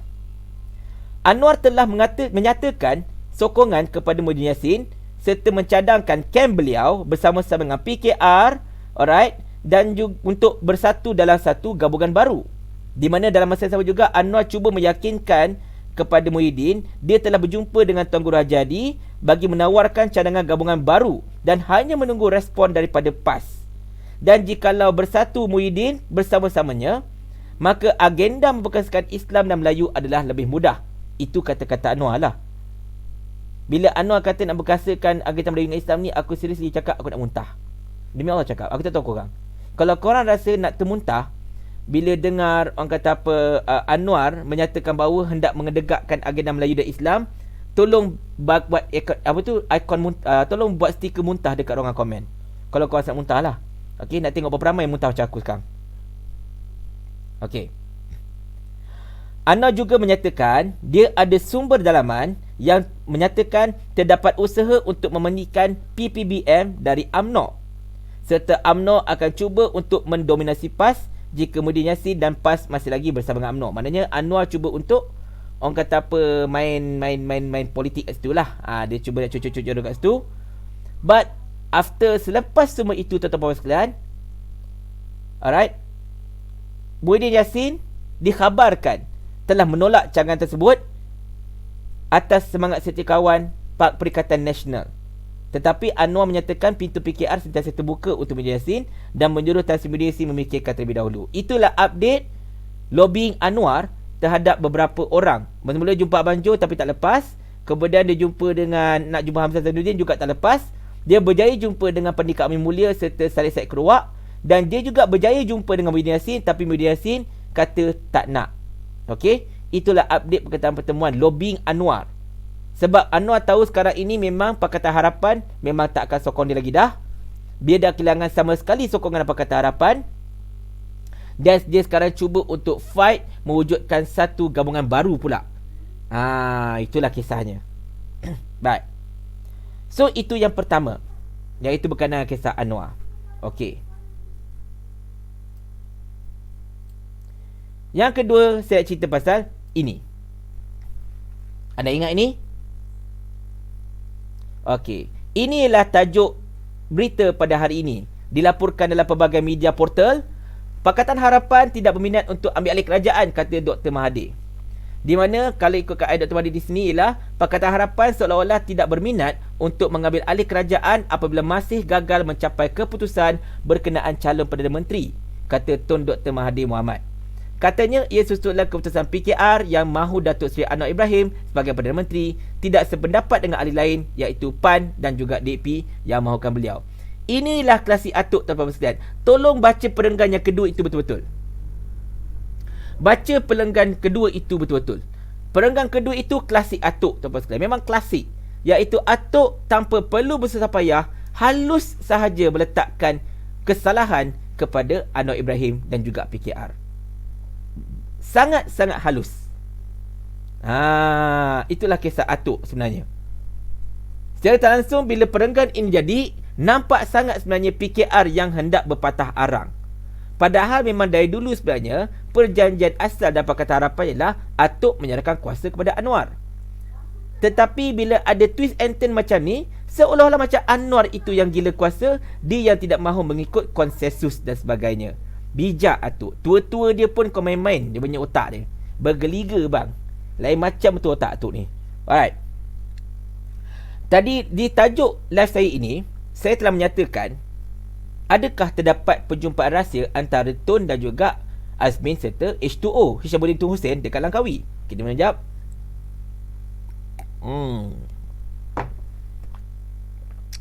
Alhamdulillah. Jawapannya tuan-tuan puan sekalian, ada. Memang ada pertemuan rahsia tersebut. Okey. Antara Tun Mahathir, Azmin dan juga Hishamuddin Tun Hussein. Dan yang bestnya, tidak ada Khalid Samad dan tidak ada Anthony Loke. Tidak ada wakil Pakatan Harapan pun dalam pertemuan antara Tun, Azmin dan juga H2O. Kenapa? Kita bacakan di sini tuan-tuan sekalian. Kedua-dua mereka ini, Azmin dan juga H2O, adalah sebagai wakil daripada Perikatan Nasional bagi tujuan membincangkan kembali rancangan asal. Rancangan asal yang, ingat tak yang gambar pada 23 Februari siang, yang ramai-ramai jumpa Tun dekat rumah Tun tu? Ingat? Okey.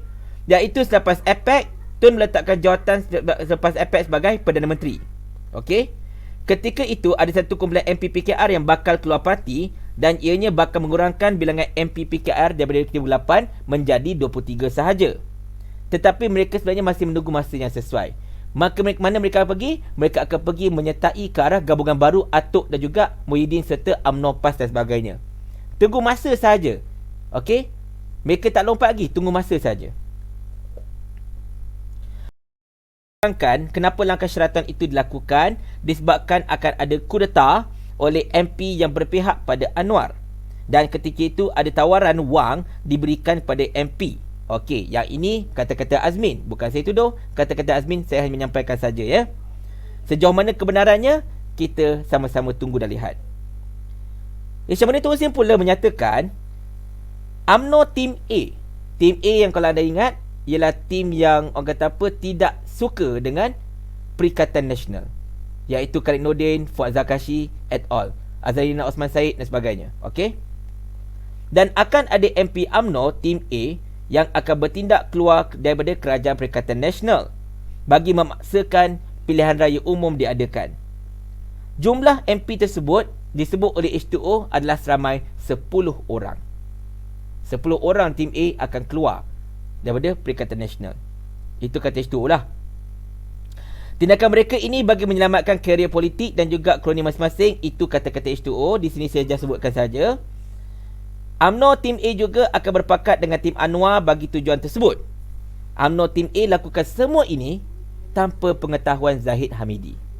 Alright. So basically sekarang ni tuan-tuan dan sekalian, cuma tinggal beberapa MP saja menunggu Tun kata, ya jom kita sokong Muhyiddin Yassin. Okey, MP-MP yang menyebelahi Tun ini tunggu turn saja. Okey. Bila kata Tun sokong Muhyiddin, MP-MP ini akan melompat. Melompat untuk bersama-sama dengan Tun. Ini akan menjadikan Perikatan Nasional menjadi 130 orang MP yang menyokong secara rasmi. Ingat tak angka pra-langkah syaratan 131. So nombor tak lari kat situ. Tun menyatakan jika dia sokong Muhyiddin Yassin, maka orang yang pertama yang akan menantangnya ialah siapa? Okey. Ini soalan untuk anda semua. Inilah apa dapatan report yang saya dapatkan saya. Tun kata, alright, kalaulah dia sokong Muhyiddin Yassin, akan ada orang yang pertama-tama sekali akan menentang dia. Siapa orangnya? Cuba teka dekat orang komen. Siapakah orang yang akan menentang Tun Mahathir sekiranya Tun Mahathir bertindak menyokong Muhyiddin Yassin? Nyatakan orang komen. Salah tak apa, betul pun tak apa. Sila-sila.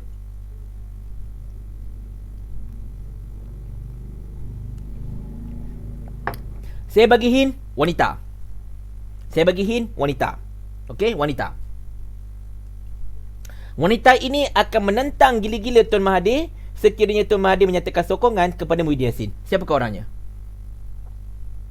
Wanita. Lingkit siang bukan wanita bang. Kau ni agak-agak lah. Wanita. Wanita. Baiknya. Siapa? Zaid Amidi. Okey, bukan. Zaid bukan wanita bang. Anak dia wanita. Dia bukan wanita. Wanita. Seorang individu wanita yang akan menentang Mahathir gila-gila sekiranya Mahathir menyatakan sokongan pada Muhyiddin Yassin. Siapa? Korang jawab semua lelaki. Wanita. Perempuan.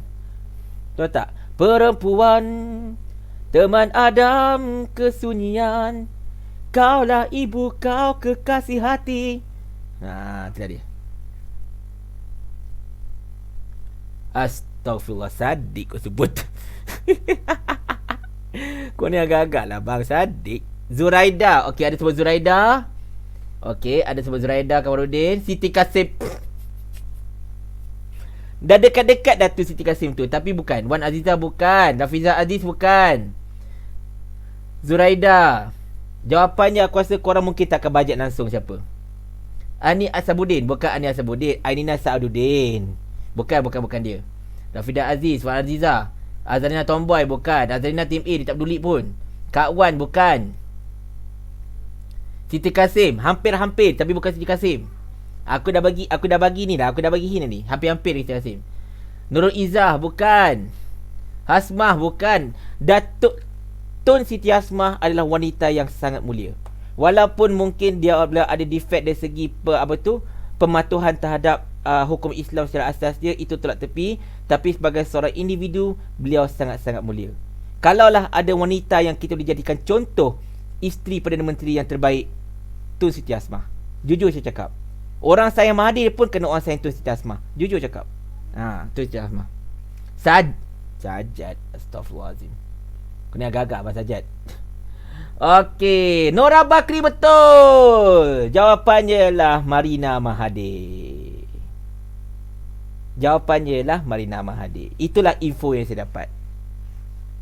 Jikalau Tun menyokong Muhyiddin Yassin, orang yang akan pertama menentang Tun ialah Marina Mahathir. Sebab Tun dengan Marina ni memang loggerhead sebenarnya. Dia tak berapa ngam. Sebab bila Marina ni dah terlampau jadi agak liberal, jadi too liberal, dah join CIS dan sebagainya, dia sebenarnya berlawanan dengan Tun tau. Tun ni walaupun dia di pasal agama Islam ni mungkin dia tidaklah begitu ni sangatlah kita panggil lah kan, tapi dia masih lagi konservatif. Tun ini konservatif. Marina tidak. Dia berlawanan dengan apa yang ada pada Tun. Tahu tak? So, tapi bila Tun bersama-sama Pakatan Harapan yang mesra dengan apa yang Marina perjuangkan, mereka dah start nak ngam balik. Tapi bila anda kata kalau Tun nak kembali menjadi konservatif dengan menyokong kerajaan gabungan Melayu, Muhyiddin Yassin, PAS, UMNO sebagainya ini, hubungan dia dengan Marina pasti akan renggang balik. Ya, anak dia bukan MP. Betul. Tapi jangan main-main dengan kuasa keluarga. Kau jangan main-main dengan kuasa keluarga? Ini kuasa keluarga. Jangan main-main dengan kuasa keluarga. Ini dua ketul yang kat atas ni bukan MP pun. Tapi main apa? Diorang ni bukan MP, tapi duduk dekat jet rasmi kerajaan.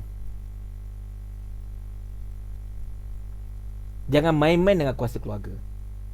Dan jujur cakap, inilah antara perkara yang menyebabkan reformis-reformis asal dalam PKR semakin tidak menyenangi Anwar. Inilah antara sebab dia. Saya akan ulaskan selepas ini tuan-tuan sekalian. Siti Nurhaliza, astaghfirullahalazim.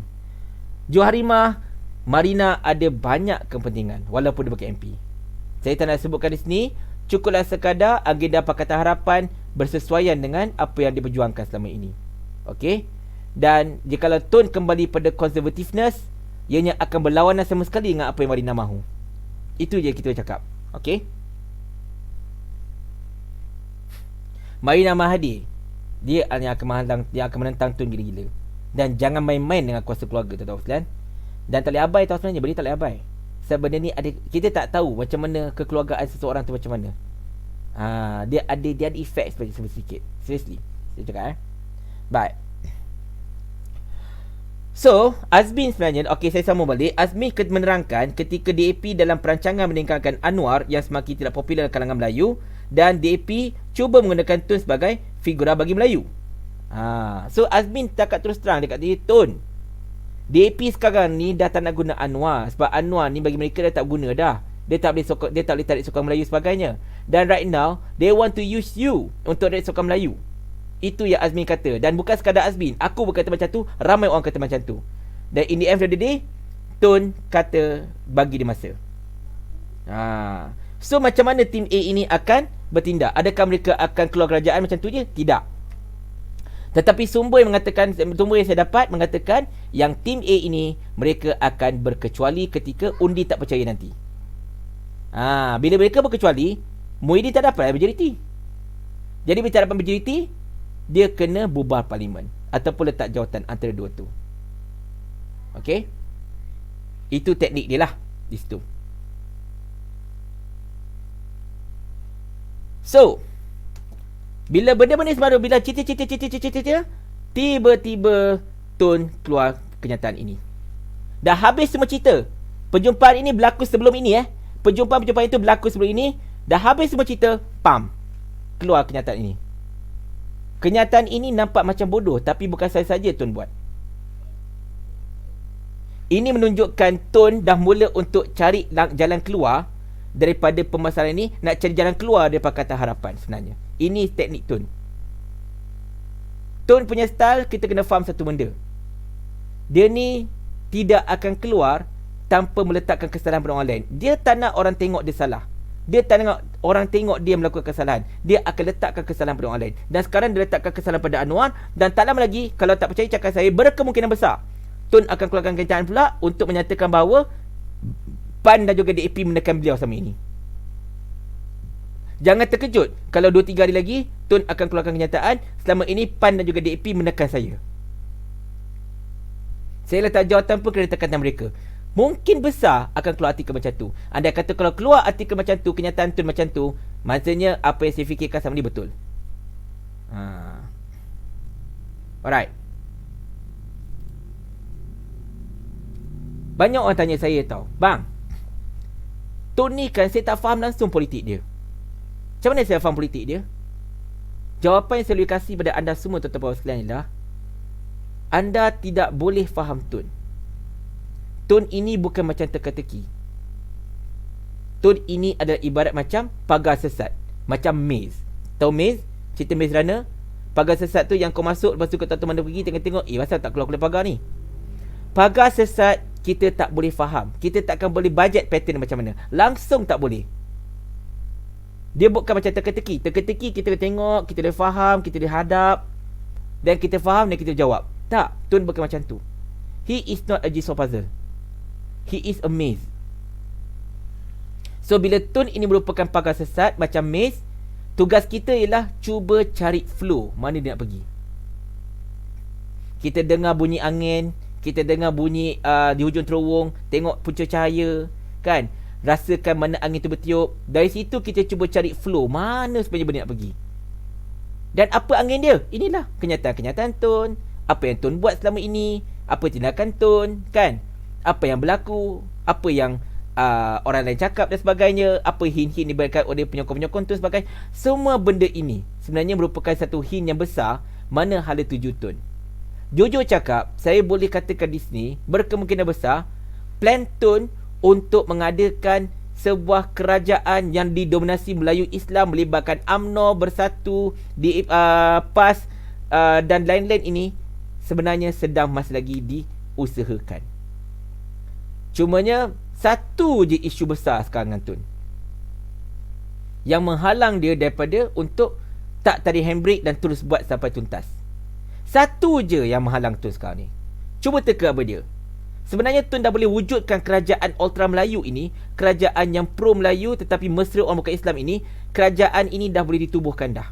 Sepatutnya dekat langkah Kajang, dekat langkah Sheraton contohnya kan, yang itu pun dah wujud dah kerajaan tersebut. Selain daripada masalah DAP memegang, bab kata disebutkan oleh Dr. Ismail Abu Bakar, DAP telah pegang Mohzani dan sebagainya, pegang anak-anak Mahathir. Selain daripada itu, apa lagi satu sebab yang menyebabkan Tun tarik handbrake? Bukan musibat Henry, muslihat. Bukan musibat, musibat lain. Muslihat. Kau jangan. Okey, cuba teka. Apa yang menghalang Tun selain daripada yang pernah saya dedahkan dahulu, Tun anak-anak Tun tengah dipegang oleh DAP. Okey, yang pernah saya dedahkan tulisan Dr. Ismail dulu. Cuba teka. Tun sayang pada Mak Sabu, bukan? Ada satu benda yang paling besar sebenarnya. Benda ini sebenarnya boleh settle dengan sangat-sangat senang. Ya, Iftikhar Ahmad Al-Majid, anda betul. Najib. Betul. Dalam banyak politician dalam UMNO, ex-UMNO yang Tun marah sangat, Tun paling marah dengan Najib Razak.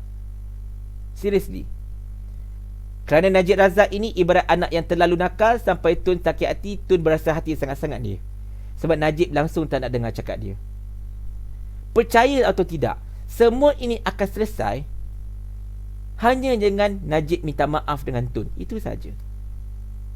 Semua ini akan selesai bila Najib minta maaf dengan Tun. Minta maaf ikhlas tau. Minta maaf dengan ikhlas, cakap Tun minta maaf sampai kita buat macam ni. Sebab Tun ni kita kena faham, dia orang tua. Ego orang tua tu ada. Kalau Najib boleh minta maaf dengan Tun, contohlah kan, semua ini akan selesai. Serius cakap macam tu, pam, selesai macam tu. Tapi Najib ni fighter. Jangan haraplah dia nak minta maaf, sebab dia buat kerja yang betul untuk negara, dia kata.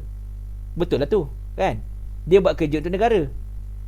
Dia menjadi Perdana Menteri untuk negara ini, bukan untuk tuan-tuan dia dan sebagainya. So dia tidak perlu untuk minta maaf dan sebagainya. Seandainya kalau ada apa-apa kepentingan Tun yang tidak bersesuaian dengan rakyat, dia halang, dia blok dan sebagainya. So tak boleh salahkan Najib jugalah. He is a fighter. Nampak je kepit-kepit macam tu, tapi jiwa perjuangan dia kental bang. Tengok sekarang kental tak kental dia. Orang kutuk ke apa-apa dia, relax, bodoh muka je. Sekarang dia gelak balik. Relax je, bosku kan.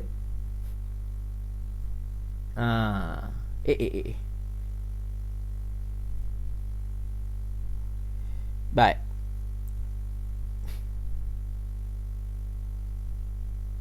Untuk apa minta maaf? Okey. Kita pun tak tahulah apa yang tu marah sangat dengan Mak Najib. Kita pun tak tahu. Kan? Saya tak menyatakan Najib kena minta maaf, tak. Saya cuma kata Tun takkan Tun sekarang terhembrik kerana Najib. Dan let's say lah kalau Najib minta maafkan Tun, rasa-rasanya mudah dah cerita benda settle. Contohnya. Tapi saya pun tak kata, tak endorse Najib pergi dah minta maaf kat Tun. Tak ada. Itu pandang-pandang dia orang lah. Dia orang yang gaduh, bukan aku. Tu kisahnya. Right. So sebenarnya itu tuan-tuan puan sekalian, sebenarnya memang Tun tengah cari jalan untuk keluar dan untuk meloloskan diri daripada Pakatan Harapan Plus. Sebab dia tahu semakin lama dalam Pakatan Harapan Plus, imej dia sebagai pejuang nasionalis dan sebagainya semakin lama semakin terhapus. Dia dah jadi bahan ridicule. Ingat Atuk tak nampak ke semua tu? Dia nampak benda tu. Nampak sangat-sangat. Tapi sekarang dia terikat dan dia tengah cuba cari jalan keluar. Dan ini jalan keluar dia. Sebenarnya everything according to plan bagi Atuk. Bila DAP dengan PAN tidak bersetuju Anwar jadi Perdana Menteri dan menyokong dia, sebenarnya itu according to plan juga bagi Atuk sebenarnya. Dan Atuk bila-bila masa dia pull dia handbrake dan untuk jump ship. Seriously. Tidak ada halangan pun bagi Atuk untuk menyertai Perikatan Nasional. Halangan dia cuma satu, iaitu Najib. Dia tak nak UMNO bukan sebab dia tak nak UMNO. Dia tak nak UMNO M Block. Sebab dalam UMNO M Block itu masih ada orang yang setia pada Najib. Itu yang dia tak nak. Itu je. Kalau UMNO yang M Block itu setia pada dia, tak nak Najib, tak apa. Masalah UMNO yang M Block itu ramai lagi setia pada Najib. Itu yang dia tak nak. Itu je kisahnya.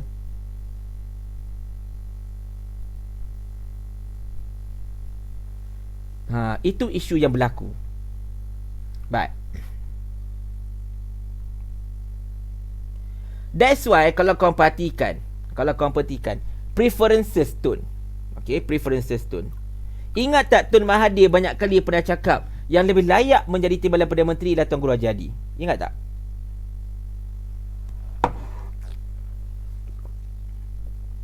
Yang lebih layak jadi Perdana Menteri adalah Tuan Guru Haji. Pun Tun pernah cakap macam tu gak. Ingat tak benda tu? Benda itu bukan saja Tun cakap. Sebenarnya memang perancangan untuk menyatu padukan orang Melayu ini memang dah berlaku lama dah. Betul tak? Kalau perhatikan masa KL Summit dulu, yang dijemput siapa? Tuan Guru Haji. Tun yang jemput dia. Anwar nak pergi tau KL Summit tu, tapi tidak jemput. Tun jemput Tuan Guru Haji Hadi. Kenapa Tun mahu lagi Tuan Guru Haji Hadi? Kenapa Tun tidak menyerang Tuan Guru Haji Hadi? Perasan tak? Tun menyerang Nik Aziz. Banyak kali dia serang Nik Aziz, cakap Nik Aziz macam-macam sebagainya. Tapi kalau korang perasan, kenapa Tun Mahathir tidak menyerang Tuan Guru Haji Hadi? Cuba cari satu kenyataan yang Tun Mahathir kata Tuan Guru Haji Hadi ni menyanyok ke, orang tua apa-apa ke sebagainya. Ada tak? Cuba cek. Tak ada. Korang tak akan jumpa satu pun. Om Bruno tepat. Antara tepat. Sebab Najib tak sokong Mukhlis masa bertanding jawatan Nabi Sayyidina UMNO. Betul. Tepat. Dan juga tindakan Najib menyokong Ahmad Bashar untuk menggantikan Mukhlis sebagai Menteri Besar Kedah. Itu pun satu hal. Right. Kan kalau korang perasan, Tun Mahathir tidak pernah mengutuk Tuan Guru Haji Hadi. Beliau jemput lagi Tuan Guru Haji Hadi untuk menghadiri KL Summit.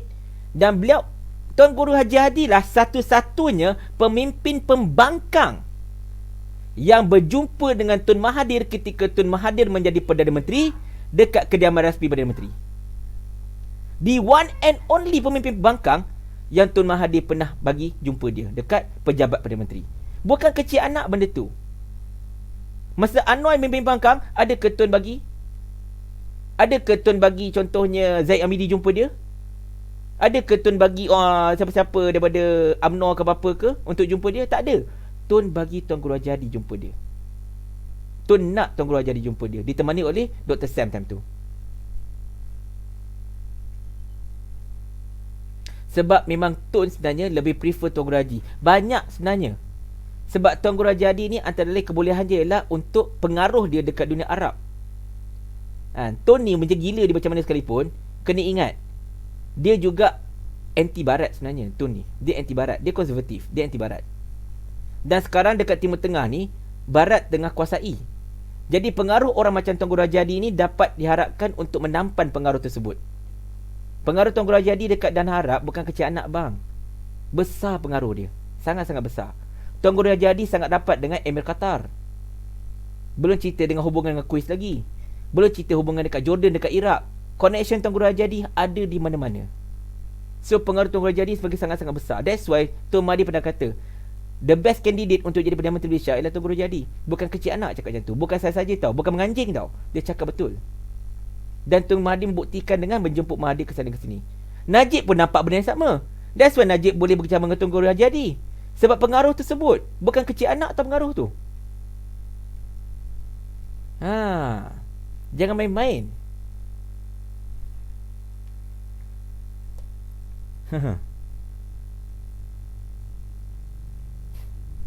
Dan kalau kita perhatikan, Tun pun banyak kali juga mantap Anwar, cakap Anwar liberal tak sesuai JPM dan sebagainya, bla bla bla kan. Alright. Dan secara asas dia tuan-tuan sekalian, for all the ruckus lah kan, untuk segala benda yang jom bising-bising selama ini kan, konon-konon ada 107, 129 whatever, hakikatnya tuan-tuan sekalian, Pakatan Harapan tidak pernah ada majoriti. That's why Muhyiddin Yassin relax. Tak ada benda pun. Dia tak ada kelang kabut untuk panggil orang jumpa dia. Tak ada kelang kabut dan mesyuarat dalaman ke apa-apa ke. Tak ada. Sebab Pakatan Harapan tak pernah ada majoriti tersebut. Itulah. Okay.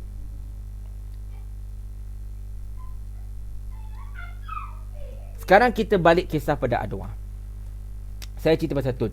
Saya cakap seperti bukan untuk bermaksud kita kena percaya pada Tun, tetapi untuk kita faham mana gerak-gerik Tun sebenarnya. So that lepas ini kita dah boleh agak apa tindakan Tun, supaya kita jangan macam terpinga-pinga dan sebagainya. At least kita tahu pattern dia mana pergi. Tapi jangan terkejut. Dengan Tun apa sahaja boleh jadi. Bila-bila masa sahaja dia boleh berubah 100%. Bak kata Syarif Samad lah, Tun ni lepas 4 hari dia lupa dah apa dia cakap. Jadi kita kena keep an eye betul-betul dekat orang tua ni. Sebab dia ini suka ataupun tidak, percaturan dia lah yang telah membentuk politik kita pada hari ini tuan-tuan sekalian. Kalau tak silap Tun ada jumpa Zaid Amidi. Yes, dia ada jumpa Zaid Amidi. Ada. Betul ada. Betul ada. Baik. So sekarang kita cerita pasal Anwar. Macam mana kita tahu sekarang ini Anwar dengan tim-tim dia sedang berusaha untuk mengadakan reformasi 2.0. Okey. Tetapi tuan-tuan dan puan sekalian, sebenarnya apa yang berlaku ini adalah hasil kesilapan Anwar sendiri juga sebenarnya secara asasnya lah. Okey. So Anwar sebenarnya masa dia jadi dia masuk dalam Pakatan Harapan dulu pun dia sebenarnya buat baik dengan Atuk lah supaya dia dapat jawatan tersebut. Dia masih lagi cuba untuk meletakkan keyakinan pada Atuk akan bagi jawatan pada menteri. Okey. Tapi basically-nya masa itu, masa Anwar dah masuk Pakatan Harapan semula kan, dah lepas keluar penjara, sebenarnya Anwar tahu dah. Okey. Sebenarnya Anwar tak sedar, Anwar tak tahu sebenarnya yang PKR letak teruk. Sebab basically-nya dia ni terlampau meletakkan kepercayaan kepada Rafizi tau. Rafizi yang plan everything. Dan dia memang mengharapkan Rafizi untuk menampan pengaruh Azmin. Kalau kau lihat pertarungan antara Rafizi dan Azmin begitu sengit ketika Kongres dulu. Yang menyaksikan Rafizi kalah, sampai Rafizi merajuk, dia tak nak terlibat dalam politik lagi dah. Ingat tak benda tu? Okay. Planning je tuan-tuan puan sekalian, kalau ikutkan ialah Anwar menang sebagai Perdana Menteri dan Rafizi yakin dia akan menang sebagai Timbalan Presiden. Alright. Dan boleh yakin dia akan jadi MP itu PKR semula, tapi dia kalah. Dia kalah pemilihan Timbalan Presiden tersebut dan dia beruntung. Dan kerana kekalahan tersebut sebenarnya Rafizi sebenarnya kena teruk dengan Anwar. Memang kena marah kau-kau. Sebab dia gagal untuk menampan pengaruh Azmin dalam PKR. Azmin ni akal umbi dia kuat tuan-tuan sekalian. Kita kena faham tau. Kita jangan anggap Azmin jahat, tak. Kita kena fikir satu benda. Saya yakin dalam grup saya tuan-tuan sekalian, Ana Yusa, saya tetap cakap Atuk berkhianat. Saya setuju dengan anda sebenarnya. Saya setuju. Tapi tak apa. Kita tengok tunggu dan lihat apa jadi pada Atuk sebenarnya. Baik.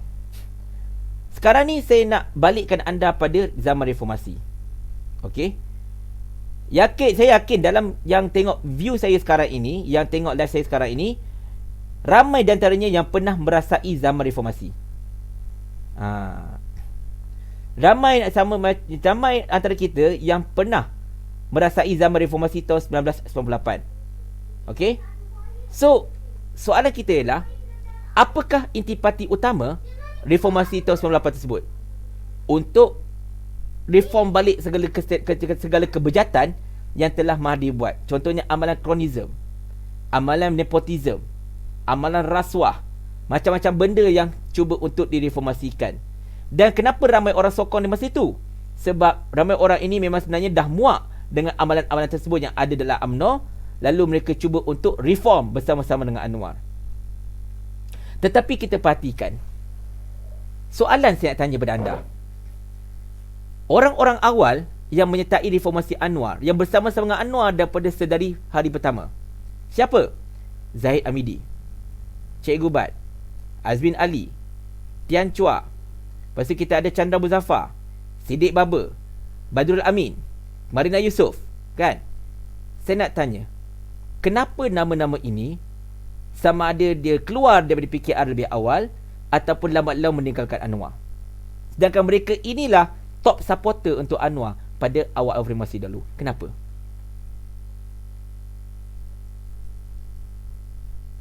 Cuba tanya soalan. Cuba jawab soalan saya. Orang-orang ini semua kita kenal, semuanya reformis agung. Semuanya reformis daripada awal.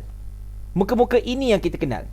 Kenapa mereka ini belah daripada PKR lebih awal ataupun perlahan-lahan meninggalkan Anwar? Ezam Maknor, aku lupa sebut nama satu nama lagi. Kenapa?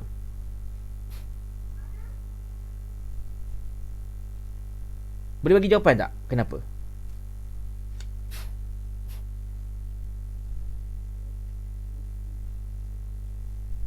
Okey. Terima kasih Kak Salbiah. Kak Salbiah jawab jujur, tak tahu. Kerana bagi mereka, tuan-tuan puan-puan sekalian, Anwar tidak buat apa yang dia laungkan selama ini. Nak menyebut tentang amalan nepotisme, nak menentang amalan nepotisme dalam parti dan juga kerajaan. Perhatikan PKR. Presidennya siapa? Naib presidennya salah seorangnya siapa? Kan? Kalau dulu lagi best, ketua umum siapa? Presiden siapa? Naib presiden siapa? Semua anak beranak Anwar.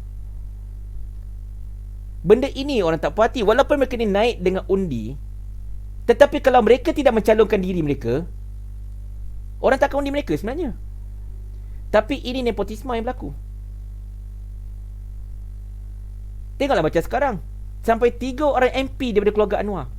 Anwar Ibrahim, Wan Azizah, Nurul Izzah. Reformis asal ni mengatakan, kau kata tak ada nepotisme, tapi sekarang engkau dah conquer semua, keluarga engkau conquer semua.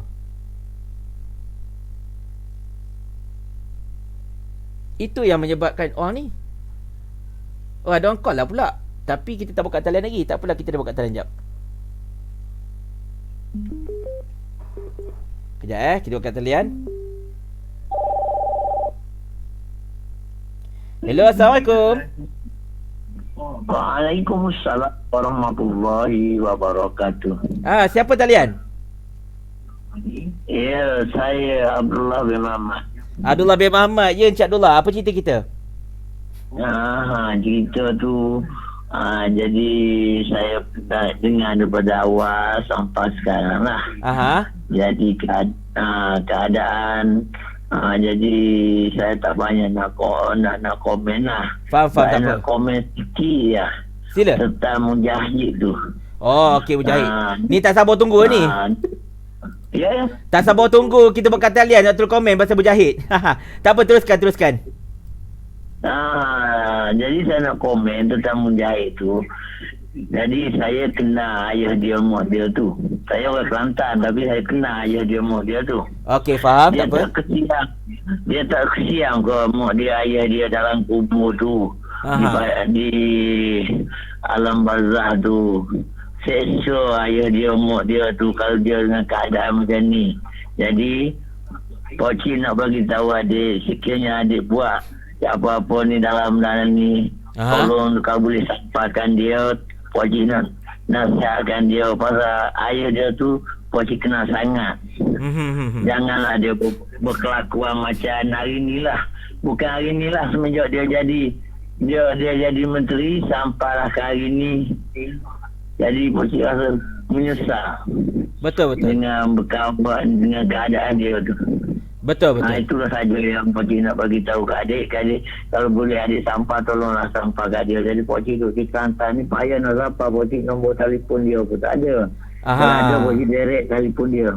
Tak apa, insyaAllah. Mudah-mudahan ada orang yang boleh menyampaikan kepada Dr. Mujahid. Pak Cik kesal lah dengan keadaan dia tu. Dia jadi Pak Cik kesal. Pasal Pak Cik kenal mak dia, Pak Cik kenal ayah dia, Pak Cik kenal.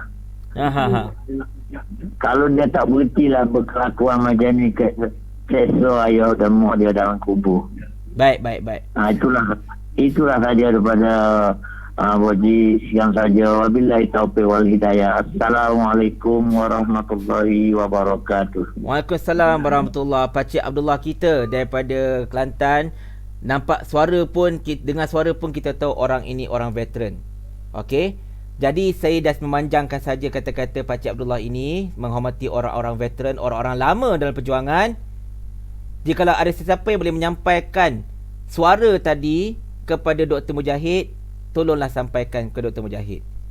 Ingatan ikhlas daripada seorang yang mengenali almarhum ayahanda beliau yang mulia dan juga ibunda beliau. Baik. So tuan-tuan sekalian, amalan nepotisme. Okay. And then besok amalan kronisme juga. So basically-nya benda-benda itu sebenarnya, saya pendekkan cerita, Anwar memang tidak buat apa yang dijuangkan selama ini.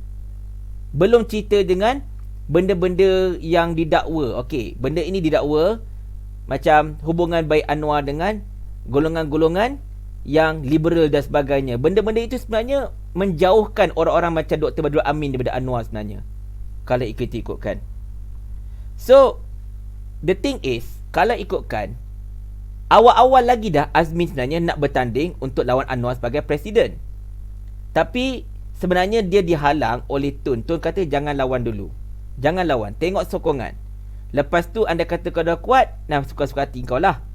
Dan bagi saya sebenarnya strategi ni betul. Kalau ikutkan lah, kalau kita main strategi lah saya tak kata dia betul, saya kata strategi ini tepat.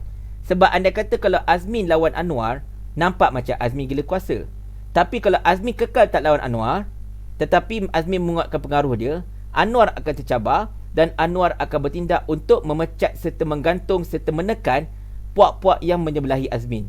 Kerana Anwar tidak mahu kehilangan kuasa dalam PKR. tidak mahu kehilangan peluang untuk menjadi Perdana Menteri dan sebagainya.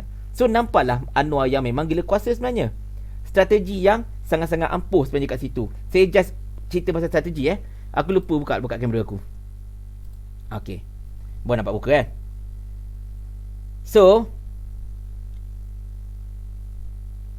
secara asasnya lah kan, ketidakpuasan hati reformasi lama ni memang disebabkan oleh amalan nepotisme yang Anwar buat. Basically Anwar, Nurul Izzah pun nak jawatan menteri juga, difahamkan, tapi Mahathir reject. Dan lepas tu masa Kak Wan jadi Timbalan Perdana Menteri, banyak harta-harta kerajaan telah disalahgunai. Apa hal punya ni? Kejap. Tiba-tiba live kita masalah pula dah. Kejap ya, ada live kita masalah. Kejap. Kita kena short-short ni, live kita pula boleh hang.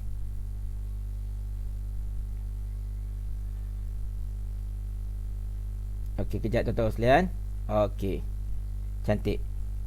Oh, live kita tak problem. Alhamdulillah, live kita tak problem. Okey. So, amalan nepotisme kan, amalan-amalan benda-benda macam tu yang menyebabkan reformis awal ini menjauhkan diri dari Anwar. Anwar secara asasnya dah tidak ada sokongan sangat kalau ikutkan. Langsung tak ada sokongan kah? Dan that's why Anwar sekarang terdesak untuk pergi kiri kanan dan belakang untuk mencari sokongan dan sebagainya. Itu pendeklah kita katalah. Sekarang ni yang sokong Anwar, yang betul-betul tak sup pada Anwar sekarang ni ialah semuanya orang-orang baru yang tak terlibat pun reformasi tahun 98, yang tidak terlibat pun sangat dengan kejadian kedai sepak dengan FRU kat belakang mahkamah ke apa-apa ke. Bukan orang-orang macam tu lah. Okay. Macam sekarang contohnya, macam Sam Mak Yakin, dia antara orang baru. Macam Syed Bali Shah, Syed Osman yang nak ketua MK yang cukup lantang hantar Azmi Saver tu, itu pun orang baru juga. Kita ada panggilan daripada Cik Mus kita. Assalamualaikum Cik Mus. Assalamualaikum. Salam tu lah. Assalamualaikum Tuan Faiz. Ni kan tadi Pak I ada update dekat Facebook yang pasal Pak I bercakap lantar ada pimpinan teguk. Yang tu betul ke Tuan Faiz? Itu dalam lah ada, bukan pimpinan utama-utama, bukan pimpinan utama-utama. Cawangan je lah. Bukan dekat cawangan pun. Dia agak besar juga, tapi taklah sampai tahap ke pimpinan utama pusat. Tapi pimpinan lah saya cerita. Kawasan lah kira dah. Lebih kurang macam tu lah kot. Saya tak nak disclose sangat. Sebenarnya bila Pak I betul, saya pun sedih juga kan. Patutnya dia kena bagi sokongan kepada Pak I ke, sebab Pak I ni Tuan Pak I ni di antara influencer media sosial daripada PAS yang tak berapa ada. Jadi Pak I ni di antara wakil-wakil PAS, saya rasa perlu diberi sokongan lagi agar lagi ramai lagi. Ni saya agak sedih lah juga kan. Patutnya dia bagi sokongan lagi kepada Pak I benda tu. Okey, tak apa. Itu saya akan komen lagi. Itulah saya punya pandangan. Saya rasa patutnya dia kena bagi sokongan lah, sebab bila dia bagi komen macam tu takut semangat Pak I down ke apa ke. Tak apa. Saya punya tak apa. Saya minta maaf tak Pak I dah. Tak ada masalah, sebab kita ni sama-sama dah, sebab kita sama-sama jemaah kan. Kita sayang parti ni. Betul. Yang tu je saya punya pendapat. Betul. Baik. Tapi kalau Pak I tak puas hati pun, Pak I ikut saluran parti lah. Yang tu saya minta kat Tuan Pak I. Boleh, tak masalah. Okey, Assalamualaikum. Waalaikumsalam warahmatullahi. Terima kasih kepada Cik Mushab. Saya nak betulkan satu benda. Benda ini bukan cadangan saya seorang. Bukan saya paling terror. Tak. Okey. Kita lari sikit dari cerita Anwar sekejap Sikit je. Cerita Anwar pun dah kena habis dah. Cerita banyak sangat pasal dia pun pening kepala juga. Okey. Sebenarnya benda ini bukan cadangan saya seorang. Ramai lagi sebenarnya. Kami bersama-sama bercakap. Cumanya kami bukanlah nak keputusan itu dicapai pada ketika itu. Kita pun faham benda ini bukannya benda yang boleh putus macam tu je. Tak, kita tak macam tu. Kita takkan kata kita bagi cadangan kau kena ikut. Tak ada. Kita bagi cadangan dan pemimpin yang menerima cadangan kami itu cukup sekadar kata, oh okey, anda ada cadangan, insya-Allah kita akan bawa cadangan ini ke atasan, kita akan bincang. Cukup. Tak ada masalah. Kita suka benda tu. Itulah dia. So tak payah kata oh kita nak kena buat sekarang ke. Tak. Kita tak minta macam tu. Kita just kata okey, kita cakap okey pimpinan, kami ada cadangan macam ni. Kami perhatikan okey macam ni. So ini cadangan kami, harap boleh bawa pada atasan. Dan dia kata okey insya-Allah kita akan bawa perkara ni ke atasan. Okey? Tak perlu awal-awal kata ini macam nak lawan pimpinan. Kita macam nak paksa pimpinan. Kita tak paksa. Kalau kita paksa, kita cakap lama dah kita paksa. Sebab kami ini duduk di lapangan. Walaupun kami tidak berada di luar, tapi sekarang masalah tu zaman media sosial. Semuanya ada depan mata sekarang. Semua ada depan mata, semuanya kita boleh check sendiri. Dan kita boleh nampak trend dekat situ. Apatah lagi selepas PKP, semua orang online dah sekarang. Kalau dulu mungkin orang tak ada yang tak nak online, ada malas online. Sekarang semua orang terpaksa online sebab PKP. Dan bila dah online, sedap pula online ni. Duduk online je lah. Berapa ramai antara anda semua yang sebelum PKP ni nak buka handphone tengok live pun malas? Tolong angkat tangan. Tetapi lepas PKP ni tak pernah miss langsung live daripada Al-Hajari Studios. Tolong angkat tangan. Jujur cakap. Line hang Alamak, line hang. Kejap. Kita tengok sekejap. Okey. Kita ada masalah dengan line pula tuan-tuan sekalian. Kita ada masalah dengan line. Dengki betul. Ada hang sikit. Ada hang sikit. Okey. Dia agaknya dia bagi aku kutuk tone lebih-lebih lah. Sebab kan Ananda Krishnan kan dengan tone kan dulu pernah kata kroni kan. So jadi hang kejap. Sorry.